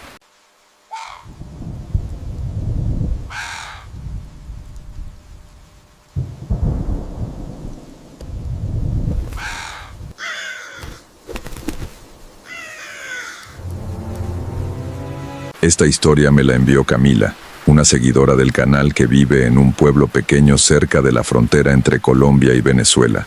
Me escribió hace unas semanas pidiéndome que narrara su experiencia, y después de leerla, supe que tenía que compartirla con ustedes. Si tú también has vivido algo paranormal que no puedes explicar, déjamelo en los comentarios. Me encanta leer sus historias y muchas veces las uso para futuros videos. Ahora, prepárate para escuchar lo que le pasó a Camila cuando heredó algo que nunca debió traer a su casa. Todo comenzó el día que murió mi abuela Etelvina. Tenía 93 años y había vivido toda su vida en una casa vieja de adobe en las afueras del pueblo. Era una mujer extraña, de esas que la gente respetaba pero también temía un poco.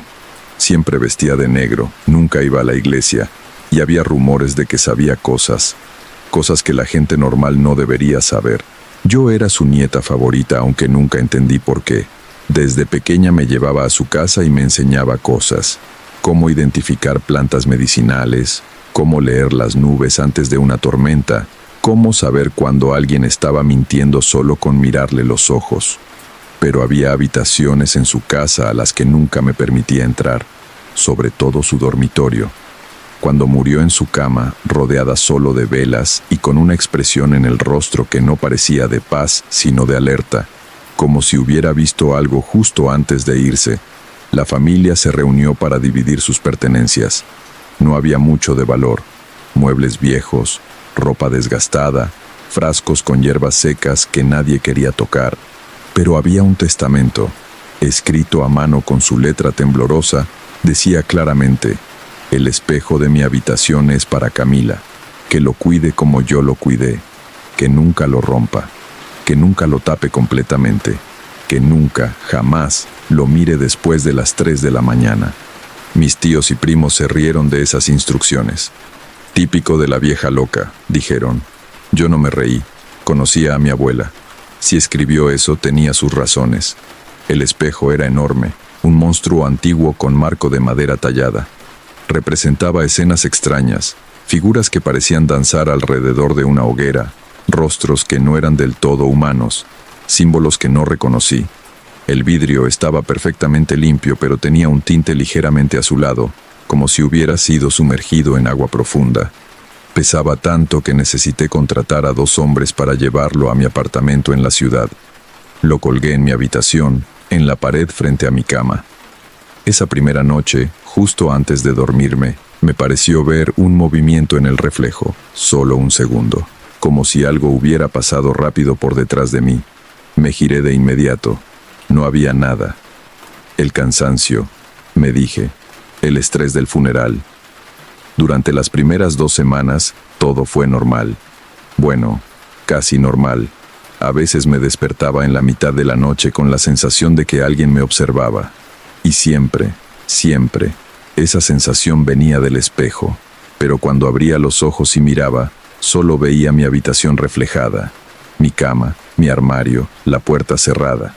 Excepto que el reflejo no siempre coincidía exactamente con la realidad. La primera vez que lo noté fue un martes. Me estaba maquillando frente al espejo antes de ir al trabajo.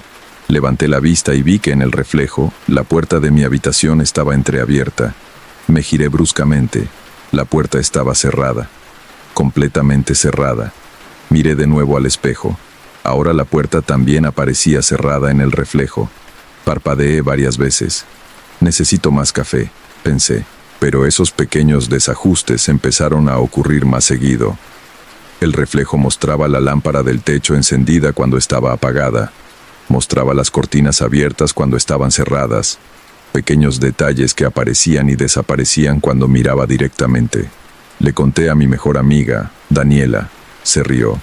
Es un espejo viejo, Cami.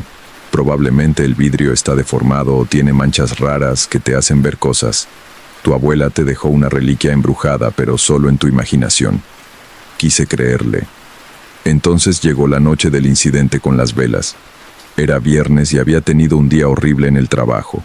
Llegué a casa exhausta, me di una ducha larga y decidí relajarme con un baño de tina.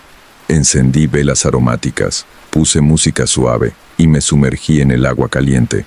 Me quedé allí casi 1 hora, dejando que el estrés se derritiera. Cuando salí, envolví mi pelo en una toalla y caminé a mi habitación. Las velas del baño seguían encendidas, iluminando el pasillo con un resplandor anaranjado suave. Entré a mi cuarto, todavía a oscuras, y busqué el interruptor de la luz. Antes de encenderlo, mi mirada se desvió automáticamente al espejo, y me quedé paralizada. En el reflejo mi habitación estaba llena de velas. Docenas de ellas, cientos tal vez, cubrían cada superficie, el escritorio, la mesita de noche, el suelo, hasta el borde de mi cama. Todas encendidas, todas goteando cera, llenando el espacio reflejado con una luz amarillenta y temblorosa que hacía bailar las sombras. Pero mi habitación real estaba completamente a oscuras. No había ninguna vela. Mi corazón empezó a latir tan fuerte que podía sentirlo en mis oídos. No me moví, no respiré. Solo observé ese imposible reflejo, y entonces vi algo más. Entre todas esas velas reflejadas había una figura, parada en la esquina de mi habitación, una silueta negra, completamente inmóvil, observándome desde el espejo. Grité. Un grito agudo y aterrorizado que salió de lo más profundo de mi pecho. Golpeé el interruptor de la luz con tanta fuerza que pensé que lo rompería. La luz inundó la habitación. No había velas. No había figura. Solo mi cuarto normal, vacío, exactamente como lo había dejado. Miré al espejo con la luz encendida. Mostraba mi habitación perfectamente. Cada detalle coincidía. Yo estaba allí, envuelta en mi toalla, con el pelo mojado, respirando agitadamente. Todo normal. Pero yo sabía lo que había visto. Esa noche dormí en el sofá de la sala. No podía estar en esa habitación. Cada vez que cerraba los ojos, veía esa figura en la esquina, oscura, quieta, observando. A la mañana siguiente, decidida a recuperar mi cordura, llamé a un cura. El padre Mariano era el sacerdote de la parroquia donde mi abuela ocasionalmente conseguía agua bendita, aunque nunca iba a misa. Él la conocía. Le conté todo. Me escuchó en silencio, asintiendo ocasionalmente, sus dedos entrelazados sobre la mesa de mi cocina. Cuando terminé, suspiró profundamente. Tu abuela, dijo lentamente, nunca fue muy devota, pero siempre fue respetuosa con las fuerzas que no comprendía. Y había rumores, Camila, rumores de que tu bisabuelo, el padre de Etelvina, había hecho cosas que no debía, que había invocado algo, que había hecho un pacto. Se me erizó la piel. ¿Qué tipo de pacto? No lo sé con certeza, pero ese espejo, Tu abuela nunca permitió que nadie lo tocara. Nunca lo vendió aunque le ofrecieron buen dinero. Y cuando yo era joven y la visitaba para llevarle la comunión a pedido de su hermana, siempre tenía ese espejo cubierto con una tela negra gruesa. Le pregunté por qué una vez. Me dijo, hay cosas que no deben verse a sí mismas, padre, y hay cosas que no deben vernos a nosotros. Tragué saliva. ¿Qué me recomienda hacer? Deshacerte de él, quemarlo si es posible, y si no puedes quemarlo, entiérralo profundo donde nadie pueda encontrarlo. Pero el testamento de mi abuela fue claro, nunca romperlo, y algo en mí, algo profundo e instintivo, me decía que desobedecerla sería peor que vivir con el espejo. Así que intenté cubrirlo. Compré una tela negra pesada, como la que mi abuela usaba, y la colgué sobre el espejo cada noche antes de dormir. Funcionó. Por un tiempo. Durante una semana dormí tranquila, sin sueños extraños, sin despertar con la sensación de ser observada. La tela negra parecía ser suficiente. Pero entonces, una noche de tormenta, todo cambió. Los truenos retumbaban tan fuerte que sacudían las ventanas. Los relámpagos iluminaban mi habitación con destellos blancos y cegadores. Me había quedado dormida con la televisión encendida en la sala, y cerca de las 2 de la mañana decidí ir a mi cama. Entré a mi habitación. La tela seguía cubriendo el espejo. Todo estaba en orden. Me acosté, cerré los ojos y traté de dormir a pesar de la tormenta.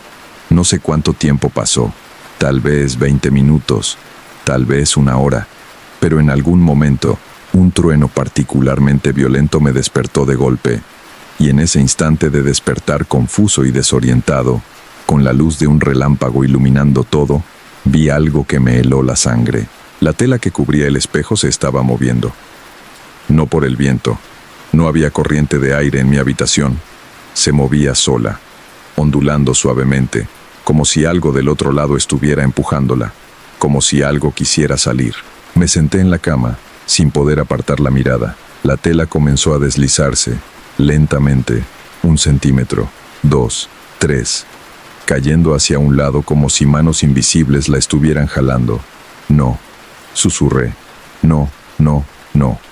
Pero siguió moviéndose, y en ese momento, en ese preciso segundo, recordé las palabras del testamento de mi abuela, que nunca lo tape completamente. ¿Completamente? Me había equivocado. Pensé que debía cubrirlo como ella lo hacía, pero ella dijo, nunca lo tape completamente. Siempre debía haber una parte visible, una rendija, un espacio para que lo que fuera que vivía allí pudiera ver. Y yo lo había tapado todo. Salté de la cama y corrí hacia el espejo. Con manos temblorosas, ajusté la tela, dejando la parte superior del espejo descubierta. Tal vez 30 centímetros de vidrio expuesto. La tela dejó de moverse. El silencio que siguió fue más aterrador que la tormenta afuera. Miré el pedazo de espejo visible. Mi reflejo me devolvió la mirada, despeinada, asustada, con los ojos muy abiertos. Detrás de mí, en el reflejo, podía ver mi cama vacía, la puerta cerrada, todo normal. Retrocedí lentamente hacia mi cama, sin dar la espalda al espejo. Me metí bajo las cobijas y me quedé así, sentada, vigilando esa franja de vidrio expuesto durante el resto de la noche. Nunca volví a cubrirlo completamente. Las semanas pasaron, aprendí a vivir con el espejo, aprendí sus reglas. Dejaba siempre una parte descubierta, nunca lo miraba después de las 3 de la mañana, y nunca, jamás, le daba la espalda completamente cuando estaba a oscuras en la habitación. Pero había algo más que empezaba a notar, algo sutil pero innegable. El espejo me mostraba cosas, no constantemente, no de manera obvia, pero si prestaba atención, si miraba con cuidado, podía ver detalles en el reflejo que me advertían sobre cosas. Una vez, vi en el reflejo que la estufa de mi cocina estaba encendida, cuando yo estaba segura de haberla apagado. Fui a verificar, estaba encendida, me había salvado de un posible incendio. Otra vez, vi a través del espejo que mi teléfono tenía una notificación, aunque estaba en silencio y la pantalla apagada. Era un mensaje urgente de mi jefe que necesitaba respuesta inmediata. Pequeñas cosas, útiles, como si el espejo, o lo que fuera que habitaba en él, estuviera ayudándome. Le conté esto a mi mamá, Ella palideció. Camila, me dijo con voz seria, tu abuela me contó algo antes de morir, algo que juré nunca repetir, pero creo que necesitas saberlo. Nos sentamos en su cocina. Ella preparó café, más como un ritual para calmarse que por necesidad. Cuando tu bisabuelo murió, comenzó. Dejó ese espejo a tu abuela con una carta. Ella me la mostró una vez, hace muchos años, cuando yo era apenas una adolescente. La carta decía que el espejo era un pacto, un acuerdo que él había hecho con algo que él llamaba el vigilante. Decía que mientras el espejo permaneciera en la familia, mientras se respetaran ciertas reglas, ese vigilante nos protegería, nos advertiría de peligros, nos mostraría cosas que necesitábamos ver. ¿Y qué quería a cambio?, pregunté, aunque ya temía la respuesta. Mi mamá me miró directamente a los ojos. Compañía. Quería ser visto. Quería existir en nuestro mundo, aunque solo fuera a través del reflejo. Y cuando llegara el momento, cuando uno de nosotros muriera mientras el espejo estuviera en nuestra posesión, ese vigilante reclamaría algo, un pedazo de nosotros, un fragmento que se quedaría con él para siempre. Sentí que el aire abandonaba mis pulmones. ¿Mi abuela? Tu abuela le dio 60 años de su vida a ese espejo. Y cuando murió, ¿notaste su expresión? No era de paz, Camila, era de resignación, de alguien que sabía que finalmente estaba pagando su deuda. Me temblaban las manos. Derramé un poco de café sobre la mesa. ¿Por qué me lo dejó a mí? ¿Por qué no lo destruyó? Porque no se puede destruir. Tu bisabuelo intentó una vez, cuando se arrepintió del pacto. Trató de romperlo. Esa misma noche, su casa se incendió. Perdió todo excepto el espejo. Lo encontraron intacto entre las cenizas, sin un rasguño. Aprendió que algunos acuerdos no pueden romperse, solo pueden transferirse. ¿Y ahora es mi carga? Mi mamá asintió lentamente. Tu abuela te eligió porque sabía que eras fuerte. Y porque también heredaste algo de ella. Una sensibilidad. Una conexión con cosas que otros no pueden ver. Ella pensó que podrías manejarlo mejor que cualquier otro miembro de la familia. Conduje de regreso a mi apartamento en silencio. El peso de esa información era como una piedra en mi pecho. Esa noche, me paré frente al espejo. Realmente lo miré por primera vez. No con miedo, sino con la intención de entender. El marco tallado que antes me parecía simplemente decorativo ahora revelaba detalles que no había notado. Las figuras alrededor de la hoguera no estaban bailando. Estaban huyendo, y los rostros que no eran del todo humanos tenían expresiones de terror. Los símbolos que no reconocía formaban palabras en un idioma que nunca había visto, pero que de alguna manera podía comenzar a comprender. Cautivo, decía uno. Observador, decía otro. Guardián, decía el tercero. Y en el centro, grabado tan sutilmente que solo se veía cuando la luz lo golpeaba en el ángulo correcto, pacto de sangre. Miré mi reflejo, y por primera vez, realmente presté atención a lo que había detrás de mis ojos en el espejo. Había algo más allí. No en la habitación real, solo en el reflejo. Una sombra que no coincidía con ninguna fuente de luz. Una oscuridad que se movía independientemente. Sé que estás ahí, dije en voz baja. El reflejo no cambió, pero sentí algo. Una presencia. Una conciencia antigua y paciente que me observaba con la misma intensidad con la que yo la observaba a ella. ¿Qué quieres de mí? No esperaba respuesta, no con palabras, al menos. Pero esa noche, soñé con mi bisabuelo. Joven, desesperado, arrodillado en un bosque oscuro frente a un espejo apoyado contra un árbol. Sangraba de la palma de su mano y dejaba caer gotas sobre el vidrio. Cada gota era absorbida por el espejo como si fuera agua hundiéndose en arena seca. Protégenos, le oía susurrar. Protege a mi familia de todo mal. Te doy este espejo como tu hogar en nuestro mundo. Te doy mi sangre como sello. Y a cambio, solo pido que vigiles. Y algo respondió, no con voz, sino con una presencia tan abrumadora que mi bisabuelo cayó hacia atrás, temblando. Vigilo, dijo la presencia. Protejo, advierto, pero lo que veo a través del vidrio también me ve a mí, y cuando el portador muere, una parte de él permanece. Así alimentas mi existencia, así mantengo el pacto. Desperté sudando. Eran las 2:47 de la mañana, 13 minutos para las 3, 13 minutos antes del momento prohibido. Me obligué a permanecer despierta, a no mirar el espejo hasta que pasaran las 3. Conté cada segundo en mi cabeza.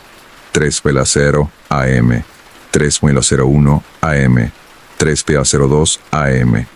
A las 13:05, finalmente me permití mirar hacia el espejo, y desearía no haberlo hecho, porque por primera vez vi lo que mi abuela había visto.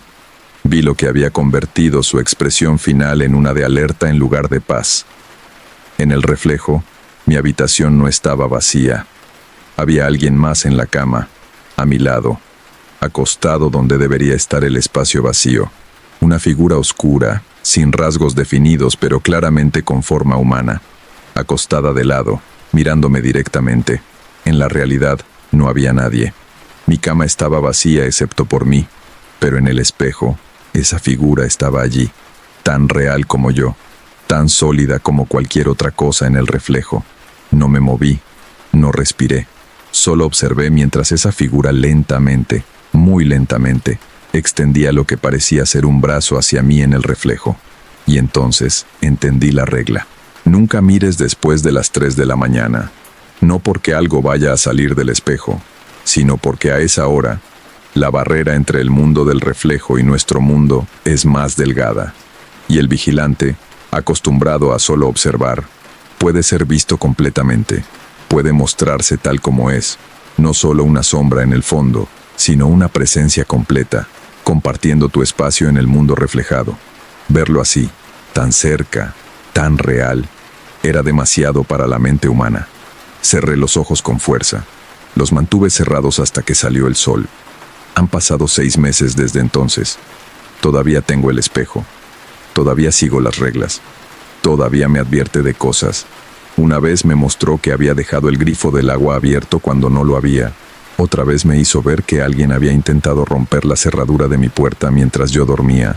El vigilante protege, como prometió, pero también observa, siempre observa. A veces me pregunto cuántos años me quedan antes de que llegue mi turno de pagar la deuda. Antes de que mi expresión final sea como la de mi abuela. No de paz, sino de resignación ante lo inevitable. Y me pregunto a quién le dejaré el espejo, porque no puedo destruirlo, no puedo abandonarlo. El pacto es claro. Alguien de la familia debe mantenerlo, debe cuidarlo, debe darle al vigilante su ventana hacia nuestro mundo. Pensé en no tener hijos, en dejar que el pacto termine conmigo, pero entonces vi algo en el espejo hace 2 semanas, algo que me hizo cambiar de opinión. Vi a mi familia, mi mamá, mis hermanos, sus hijos. En el reflejo, todos estaban rodeados de una luz tenue pero constante, como un escudo invisible, como una protección, y detrás de ellos, apenas visible, estaba el vigilante, observando, guardando. El pacto no es solo una maldición, es también una protección, real, tangible, efectiva. Mi bisabuelo hizo un trato que nos ha mantenido a salvo por 3 generaciones. Nos ha advertido de accidentes, de enfermedades, de peligros que nunca vimos venir porque el vigilante los mostró antes de que fueran fatales. ¿Cuántos de nosotros habríamos muerto sin ese pacto? ¿Cuántas tragedias evitamos porque una sombra en un espejo nos alertó a tiempo? No lo sé, nunca lo sabré, pero sé que cuando mi tiempo llegue, cuando sienta que mi vida se acerca a su fin, buscaré a alguien en la familia, alguien fuerte, alguien sensible, alguien que pueda manejar el peso de ver al vigilante y no perder la cordura. Y les dejaré el espejo, con un testamento, con reglas claras, que lo cuide como yo lo cuidé, que nunca lo rompa, que nunca lo tape completamente, que nunca, jamás, lo mire después de las 3 de la mañana, porque algunos pactos no pueden romperse, solo pueden honrarse. Y mientras escribo esto, mientras pongo en palabras todo lo que he vivido estos meses, puedo ver el espejo desde donde estoy sentada en mi escritorio, puedo ver mi reflejo trabajando en la computadora, y puedo ver, apenas visible en el fondo, una sombra que no debería estar allí, observando, siempre observando, protegiéndome, esperando. Esta noche, como todas las noches, me acostaré a las 11. dormiré profundamente y despertaré antes de las 3, porque he aprendido a vivir con el pacto, y el pacto ha aprendido a vivir conmigo. Algunas veces, en las mañanas tranquilas cuando el sol entra por mi ventana e ilumina el espejo con luz dorada, casi puedo convencerme de que es solo un objeto, un mueble antiguo, una reliquia familiar sin ningún poder especial, casi. Pero luego llega la noche, y con ella, la certeza absoluta de que no estoy sola. Nunca lo estaré mientras el espejo permanezca en mi posesión, y honestamente ya no estoy segura de si eso me aterra o me consuela. Esa fue la historia que Camila me compartió. Me escribió hace poco diciéndome que el espejo sigue en su habitación y que aprendió a coexistir con él. Dice que a veces se pregunta si debería romper el pacto, pero que cada vez que lo piensa, recuerda todas las veces que el espejo le salvó la vida a ella o a alguien de su familia. Si alguna vez heredaste algo extraño de un familiar, o si tienes un objeto en tu casa que simplemente no se siente normal, déjame tu historia en los comentarios. Nunca sabemos qué cosas nos rodean hasta que prestamos atención. Cuídate mucho y nos escuchamos en la próxima historia.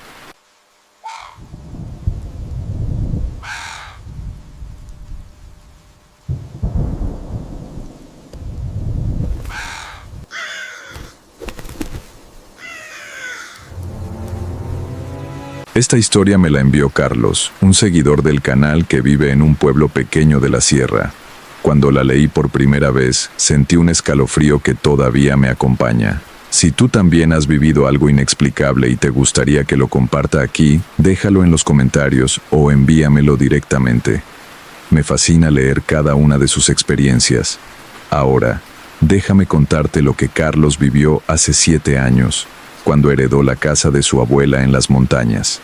Lo que comenzó como un simple trámite familiar se convirtió en algo que cambiaría su percepción de la realidad para siempre. Nunca creí en lo sobrenatural. Durante toda mi vida fui de esas personas que buscan explicaciones lógicas para todo, que ríen cuando alguien menciona fantasmas o espíritus. Supongo que por eso lo que me pasó fue aún más devastador, porque cuando tu mundo racional se quiebra de golpe, no queda nada a lo que aferrarse. Todo comenzó en marzo de 2018, cuando recibí la llamada de mi tío Rodrigo informándome que mi abuela Esperanza había fallecido. No fue una sorpresa, llevaba meses enferma y todos sabíamos que era cuestión de tiempo. Lo que sí me sorprendió fue descubrir que me había dejado su casa en herencia.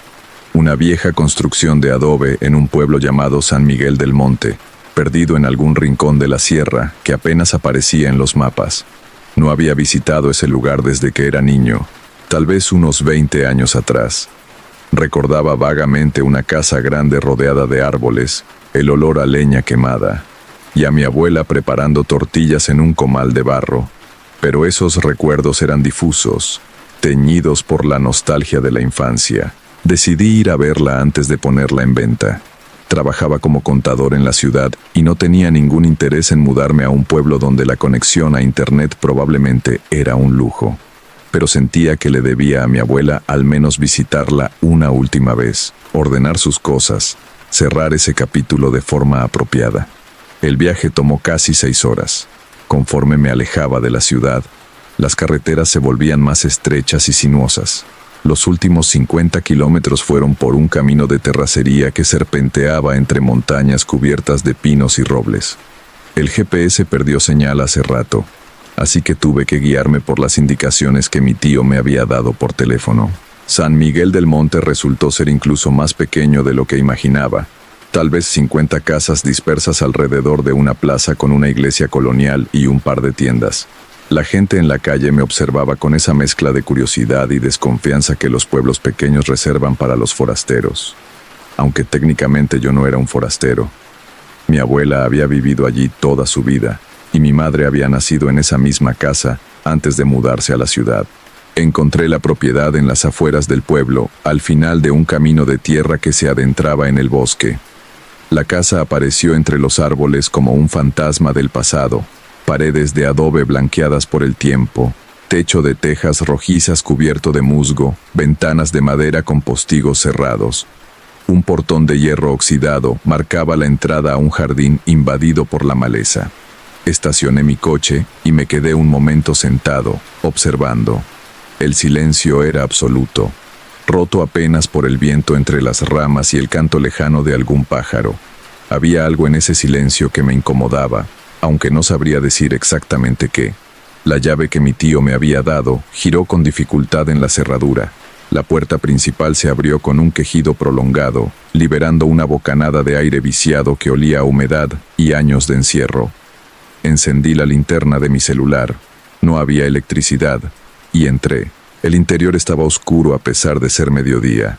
La poca luz que se filtraba por las rendijas de los postigos revelaba muebles cubiertos con sábanas blancas, como fantasmas inmóviles. Polvo flotaba en los rayos de luz, denso como niebla. Mis pasos sobre el piso de baldosas rojas resonaban de forma extraña, como si la casa fuera más grande de lo que parecía desde afuera. Recorrí las habitaciones lentamente. La sala principal con su chimenea de piedra, el comedor con una mesa larga de madera oscura, la cocina con su viejo fogón de leña. Todo estaba exactamente como lo recordaba de niño, congelado en el tiempo. En las paredes colgaban fotografías en marcos oxidados. Mi abuela joven, mi abuelo que murió antes de que yo naciera, mi madre de niña con trenzas, fotografías de santos y vírgenes. Subí al segundo piso por una escalera de madera que crujía bajo mi peso. Había 4 dormitorios. 3 estaban casi vacíos, con apenas una cama y un armario. El cuarto, al final del pasillo, era claramente el que mi abuela había usado hasta el final. Su olor permanecía allí, una mezcla de lavanda, velas y ese aroma indefinible de la vejez. Me senté en el borde de su cama, sintiendo el peso de la tristeza por primera vez desde su muerte. Había estado tan ocupado con los trámites y el trabajo que no me había permitido procesar realmente la pérdida. Pero ahí, en su habitación, rodeado de sus cosas, finalmente me golpeó. Ya no estaba. Nunca más volvería a verla. No sé cuánto tiempo estuve sentado allí. El sol comenzaba a ponerse cuando finalmente me levanté y decidí que era hora de ir al pueblo a buscar dónde quedarme. No había forma de que pasara la noche en esa casa sin electricidad ni agua corriente. Mañana vendría con luz de día para comenzar a ordenar todo. Pero cuando bajé las escaleras, algo me hizo detenerme. Un sonido, leve, casi imperceptible, pero definitivamente allí, como pasos arrastrándose por el piso de abajo. Me quedé inmóvil en mitad de la escalera, conteniendo la respiración, aguzando el oído. Silencio. Me reí nerviosamente de mí mismo. Probablemente era algún animal que había entrado a la casa durante los meses que estuvo abandonada. Ratas, tal vez. O el viento moviendo algo. Continué bajando, pero mis sentidos estaban ahora en alerta máxima. La sala principal lucía diferente, más oscura, aunque la luz no había cambiado. Las sábanas sobre los muebles parecían formas más siniestras en la penumbra creciente. Me apresuré hacia la puerta de salida, de repente ansioso por abandonar ese lugar. Fue entonces cuando lo vi, sobre la mesa del comedor, que juraba estaba vacía cuando pasé por allí hace un momento. Había algo. Me acerqué lentamente, con el corazón acelerándose. Era un objeto pequeño, envuelto en un trapo rojo. Lo tomé con manos temblorosas y lo desenvolví. Un muñeco, o más bien, una figura tosca hecha a mano con tela y rellena de algo que crujía al tacto. Tenía aproximadamente 20 centímetros de alto, con brazos y piernas de trapo, y lo más perturbador, cabello humano cosido a una cabeza sin rostro. Cabello largo, negro, que reconocí inmediatamente. Era igual al mío. El objeto cayó de mis manos como si quemara. Mi mente racional buscaba explicaciones. Tal vez era algo que mi abuela había hecho años atrás, un juguete viejo. Pero ¿por qué estaba sobre la mesa? ¿Por qué no lo había visto antes? Y entonces escuché la voz. Era apenas un susurro, tan bajo que al principio pensé que lo había imaginado, pero luego vino de nuevo, más claro esta vez, una voz de mujer, anciana, que venía de algún lugar profundo de la casa. Carlos, mi nombre. Alguien había susurrado mi nombre. Salí corriendo. No me avergüenza admitirlo. Salí de esa casa como si el diablo me persiguiera, tropezando con mis propios pies, sin mirar atrás, hasta estar dentro de mi coche con las puertas cerradas. Arranqué el motor con manos temblorosas y conduje de regreso al pueblo sin importarme los baches del camino. Encontré una pequeña posada junto a la plaza. La dueña, una mujer de unos 60 años llamada Lucía, me miró con curiosidad cuando me vio llegar tan alterado. Le dije que necesitaba una habitación y ella asintió sin hacer preguntas, aunque sus ojos revelaban que sabía más de lo que decía. Esa noche, acostado en la cama de la posada, traté de convencerme de que todo había sido producto de mi imaginación. El estrés del duelo, el cansancio del viaje, la sugestión de estar en una casa vieja y abandonada. Mañana volvería con luz de día y todo tendría sentido. Pero no podía quitarme de la cabeza ese muñeco y esa voz, mi nombre susurrado en el vacío. A la mañana siguiente, después de un desayuno en el comedor de la posada, Lucía se sentó frente a mí con una taza de café. «Fuiste a la casa de doña Esperanza», dijo. No era una pregunta. Asentí, preguntándome cómo lo sabía. Pueblos pequeños, supuse, todos saben todo. «¿Viste algo extraño?», preguntó con un tono que me puso los pelos de punta. Dudé, pero algo en su mirada me hizo decidir ser honesto. Le conté sobre el muñeco, sobre la voz. Esperaba que se riera, que me dijera que estaba loco, pero en cambio su expresión se volvió grave. «Tu abuela», comenzó, eligiendo las palabras con cuidado. «Era una mujer especial. Tenía dones que la mayoría de la gente no entendía. Podía ver cosas, saber cosas, y también podía proteger». «¿Proteger de qué?», pregunté, aunque parte de mí no quería saber la respuesta. Lucía miró alrededor, como si temiera que alguien pudiera escuchar. El comedor estaba vacío salvo por nosotros. «Hay algo en esa casa, Carlos. Algo que tu abuela mantuvo atrapado durante muchos años. Ella me lo dijo una vez, poco antes de enfermar. Me dijo que cuando ella muriera, la protección se debilitaría. Me dijo...». Hizo una pausa, sus ojos brillando con lágrimas no derramadas. Me dijo que si alguien de la familia volvía estarían en peligro. Sentí un frío recorrer mi espina dorsal. ¿Qué clase de peligro? Tu abuela nunca me dio detalles.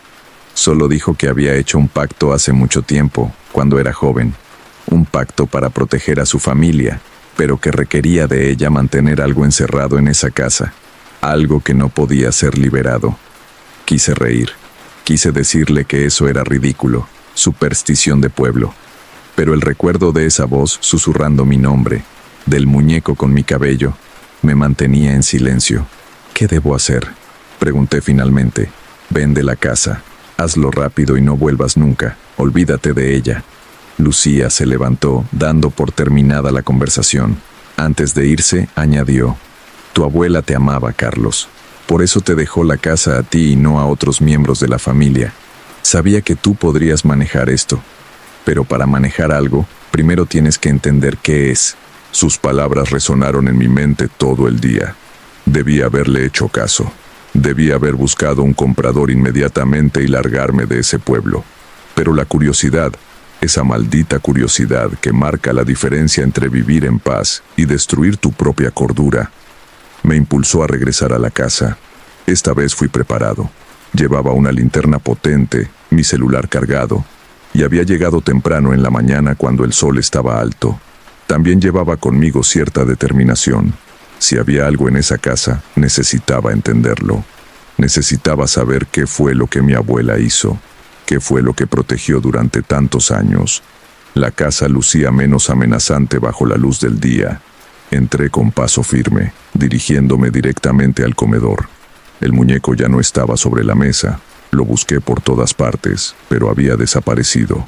Comencé una búsqueda sistemática. Revisé cada habitación, cada armario, cada rincón. Buscaba pistas, algo que me explicara qué estaba pasando. En el dormitorio de mi abuela, encontré una vieja caja de madera guardada en el fondo de su armario. Estaba cerrada con un candado oxidado que forcé con un destornillador que encontré en la cocina. Dentro había papeles viejos, fotografías amarillentas y un cuaderno de pasta negra con páginas ajadas. Lo abrí con manos temblorosas. Eran diarios. Los diarios de mi abuela, escritos a lo largo de décadas. Comencé a leer, al principio por curiosidad, luego con creciente horror. Las primeras entradas databan de 1952, cuando mi abuela tenía apenas 18 años.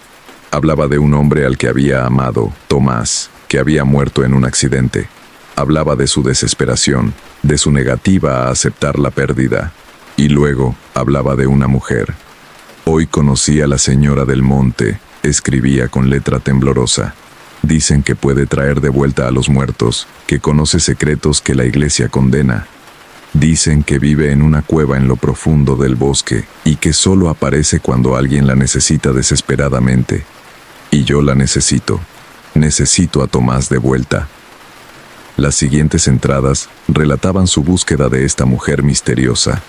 Cómo la encontró finalmente en una cueva oscura, iluminada apenas por velas negras. Cómo la señora del monte, una anciana con ojos completamente blancos y una sonrisa que helaba el alma, le ofreció un trato.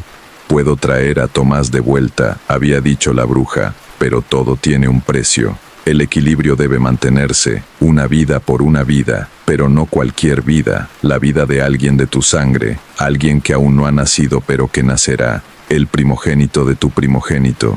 Mi abuela había aceptado, Dios mío, había aceptado en su desesperación juvenil, pero cuando Tomás regresó, o lo que fuera que regresó usando el cuerpo de Tomás, ella se dio cuenta del terrible error que había cometido. Lo que volvió no era su amor, era algo más, algo hambriento y oscuro que la miraba con ojos vacíos. «No puedo deshacerlo», escribía días después. «La señora del monte se ríe cuando le ruego que rompa el pacto. Dice que un trato es un trato, pero me ofrece otra opción.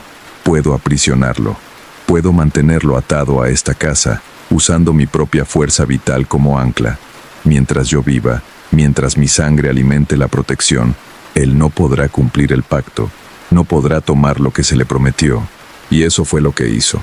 Durante más de 60 años, mi abuela mantuvo a esa cosa, ese no Tomás, atrapado en la casa. Usó rituales que aprendió de la misma bruja, símbolos que pintó en las paredes bajo capas de cal, objetos protectores escondidos en los cimientos. Vivió allí toda su vida, sola después de que mi abuelo murió, soportando el peso de su error juvenil para proteger a su familia. Pero ahora ella estaba muerta, y la protección se estaba debilitando. Cerré el diario con manos temblorosas. Mi mente luchaba por procesar lo que acababa de leer. ¿Era real? ¿O eran solo delirios de una mujer anciana? Pero entonces recordé el muñeco, la voz, la advertencia de Lucía. Y recordé algo más, algo que me heló la sangre. Yo era el primogénito del primogénito. Mi madre había sido la primera hija de mi abuela. Yo era su primer hijo. El pacto hablaba de mí. Un crujido sobre mi cabeza me hizo levantar la vista bruscamente. El techo de madera gemía como si algo pesado caminara por el piso superior. Pasos lentos, arrastrándose, dirigiéndose a la escalera. Me levanté de golpe, el diario cayendo al suelo. Tenía que salir ahora. Pero cuando me giré hacia la puerta, me detuve en seco. Había algo al pie de la escalera. Una silueta oscura, borrosa en la penumbra. Tenía forma humana, pero algo en sus proporciones estaba mal. Demasiado alto, demasiado delgado, con extremidades que colgaban de forma antinatural. Y entonces habló, con la voz de mi abuela. «Carlos, mi niño, has venido. Finalmente has venido». No era ella. Sabía que no era ella. Pero el sonido de su voz, tan familiar, tan amada, casi me quiebra. «Ella me mantuvo atrapado tanto tiempo», continuó la cosa con voz de mi abuela. «Tanto sufrimiento, tanto dolor. Pero ahora está libre. Ahora puedo completar lo que se me prometió. Puedo finalmente cobrar lo que se me debe». «Vete», logré decir, aunque mi voz sonaba débil incluso a mis propios oídos. «No voy a dejarte tomar nada». La figura se rió. Era una risa horrible, como el sonido de huesos rompiéndose. «No tienes opción, niño. El pacto está sellado con sangre, tu sangre. Eres mío desde antes de nacer. Siempre lo has sido». La cosa comenzó a moverse hacia mí, sus movimientos espasmódicos, poco naturales. Retrocedí, mi espalda golpeando contra la pared. Mis ojos buscaban desesperadamente una salida, pero la única puerta estaba bloqueada por esa presencia.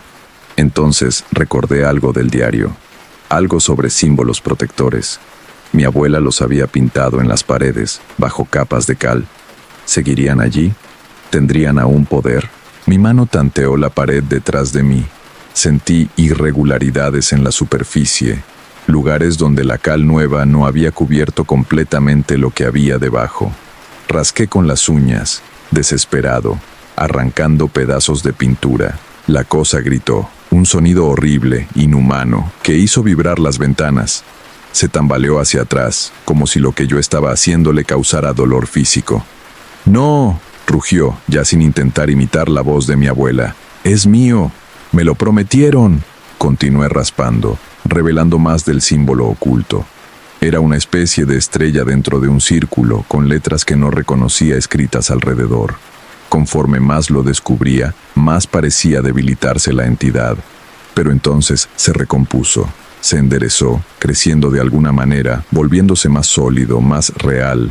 Sus ojos, ahora podía verlos claramente, eran pozos de oscuridad absoluta. «Eres inteligente», siseó, como ella. «Pero no es suficiente.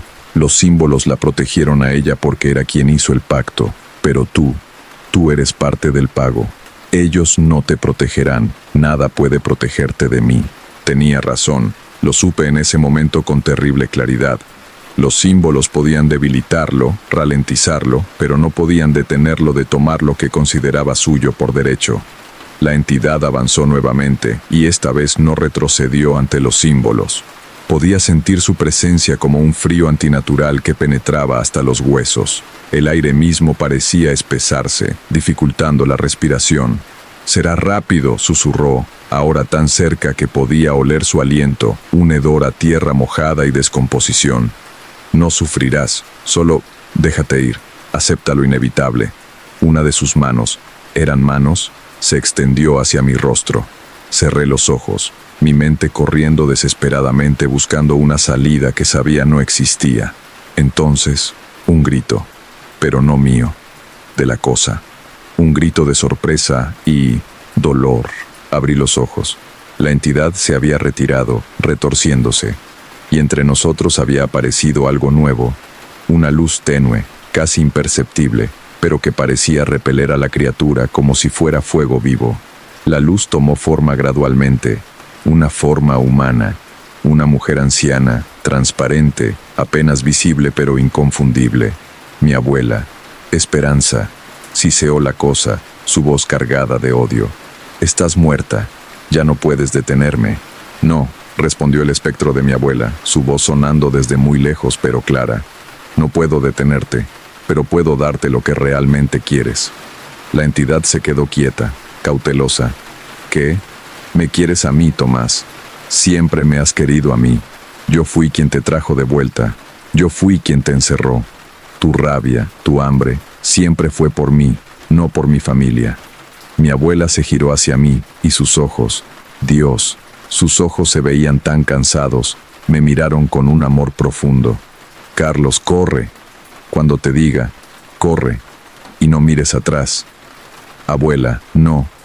Tu vida por la suya», continuó ella, ignorándome, dirigiéndose a la criatura. «Déjalo ir y toma lo que queda de mi espíritu. Átame a ti para siempre. Eso es lo que siempre quisiste, ¿no es cierto? Tenerme cerca, para siempre». La cosa consideró esto. Luego, lentamente, asintió. «¡Corre!», gritó mi abuela. No quería. Quería quedarme a encontrar otra forma, pero sus ojos me suplicaban, y entendí. Este era su última oportunidad de enmendar el error que había cometido décadas atrás. Su última oportunidad de salvarnos a todos nosotros. Corrí. Detrás de mí escuché sonidos que aún me persiguen en pesadillas. Gritos, tanto de la criatura como de mi abuela. El sonido de algo desgarrándose, un destello de luz tan brillante que iluminó toda la casa por un instante. Y luego, silencio. No me detuve hasta llegar a mi coche.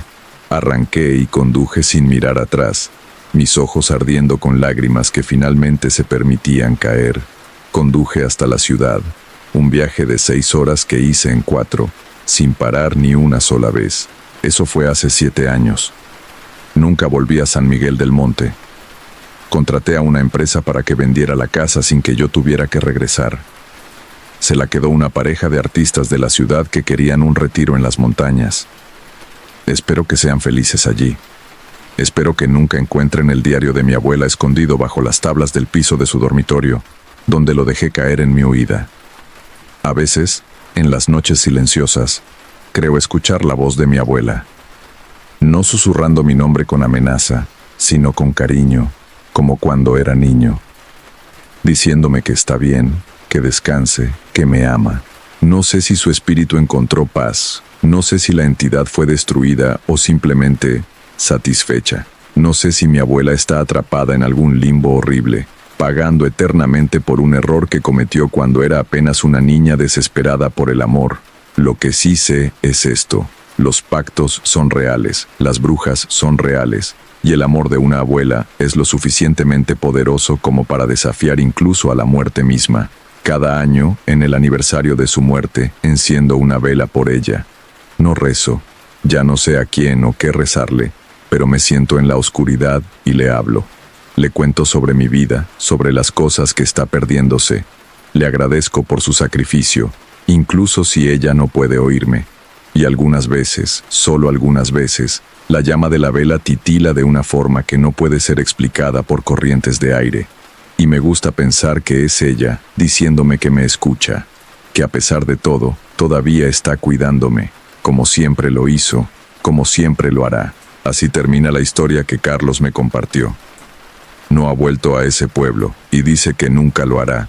Cada tanto me escribe para contarme que sigue encendiendo esas velas, manteniendo viva la memoria de su abuela. Si esta historia te impactó, o si alguna vez has vivido algo que no puedes explicar, me encantaría leerlo en los comentarios. A veces, compartir estas experiencias nos ayuda a entender que no estamos solos en lo que hemos vivido. Y si aún no te has suscrito al canal, te invito a hacerlo. Hay muchas más historias esperando ser contadas. Descansa bien esta noche y nos escuchamos en la próxima.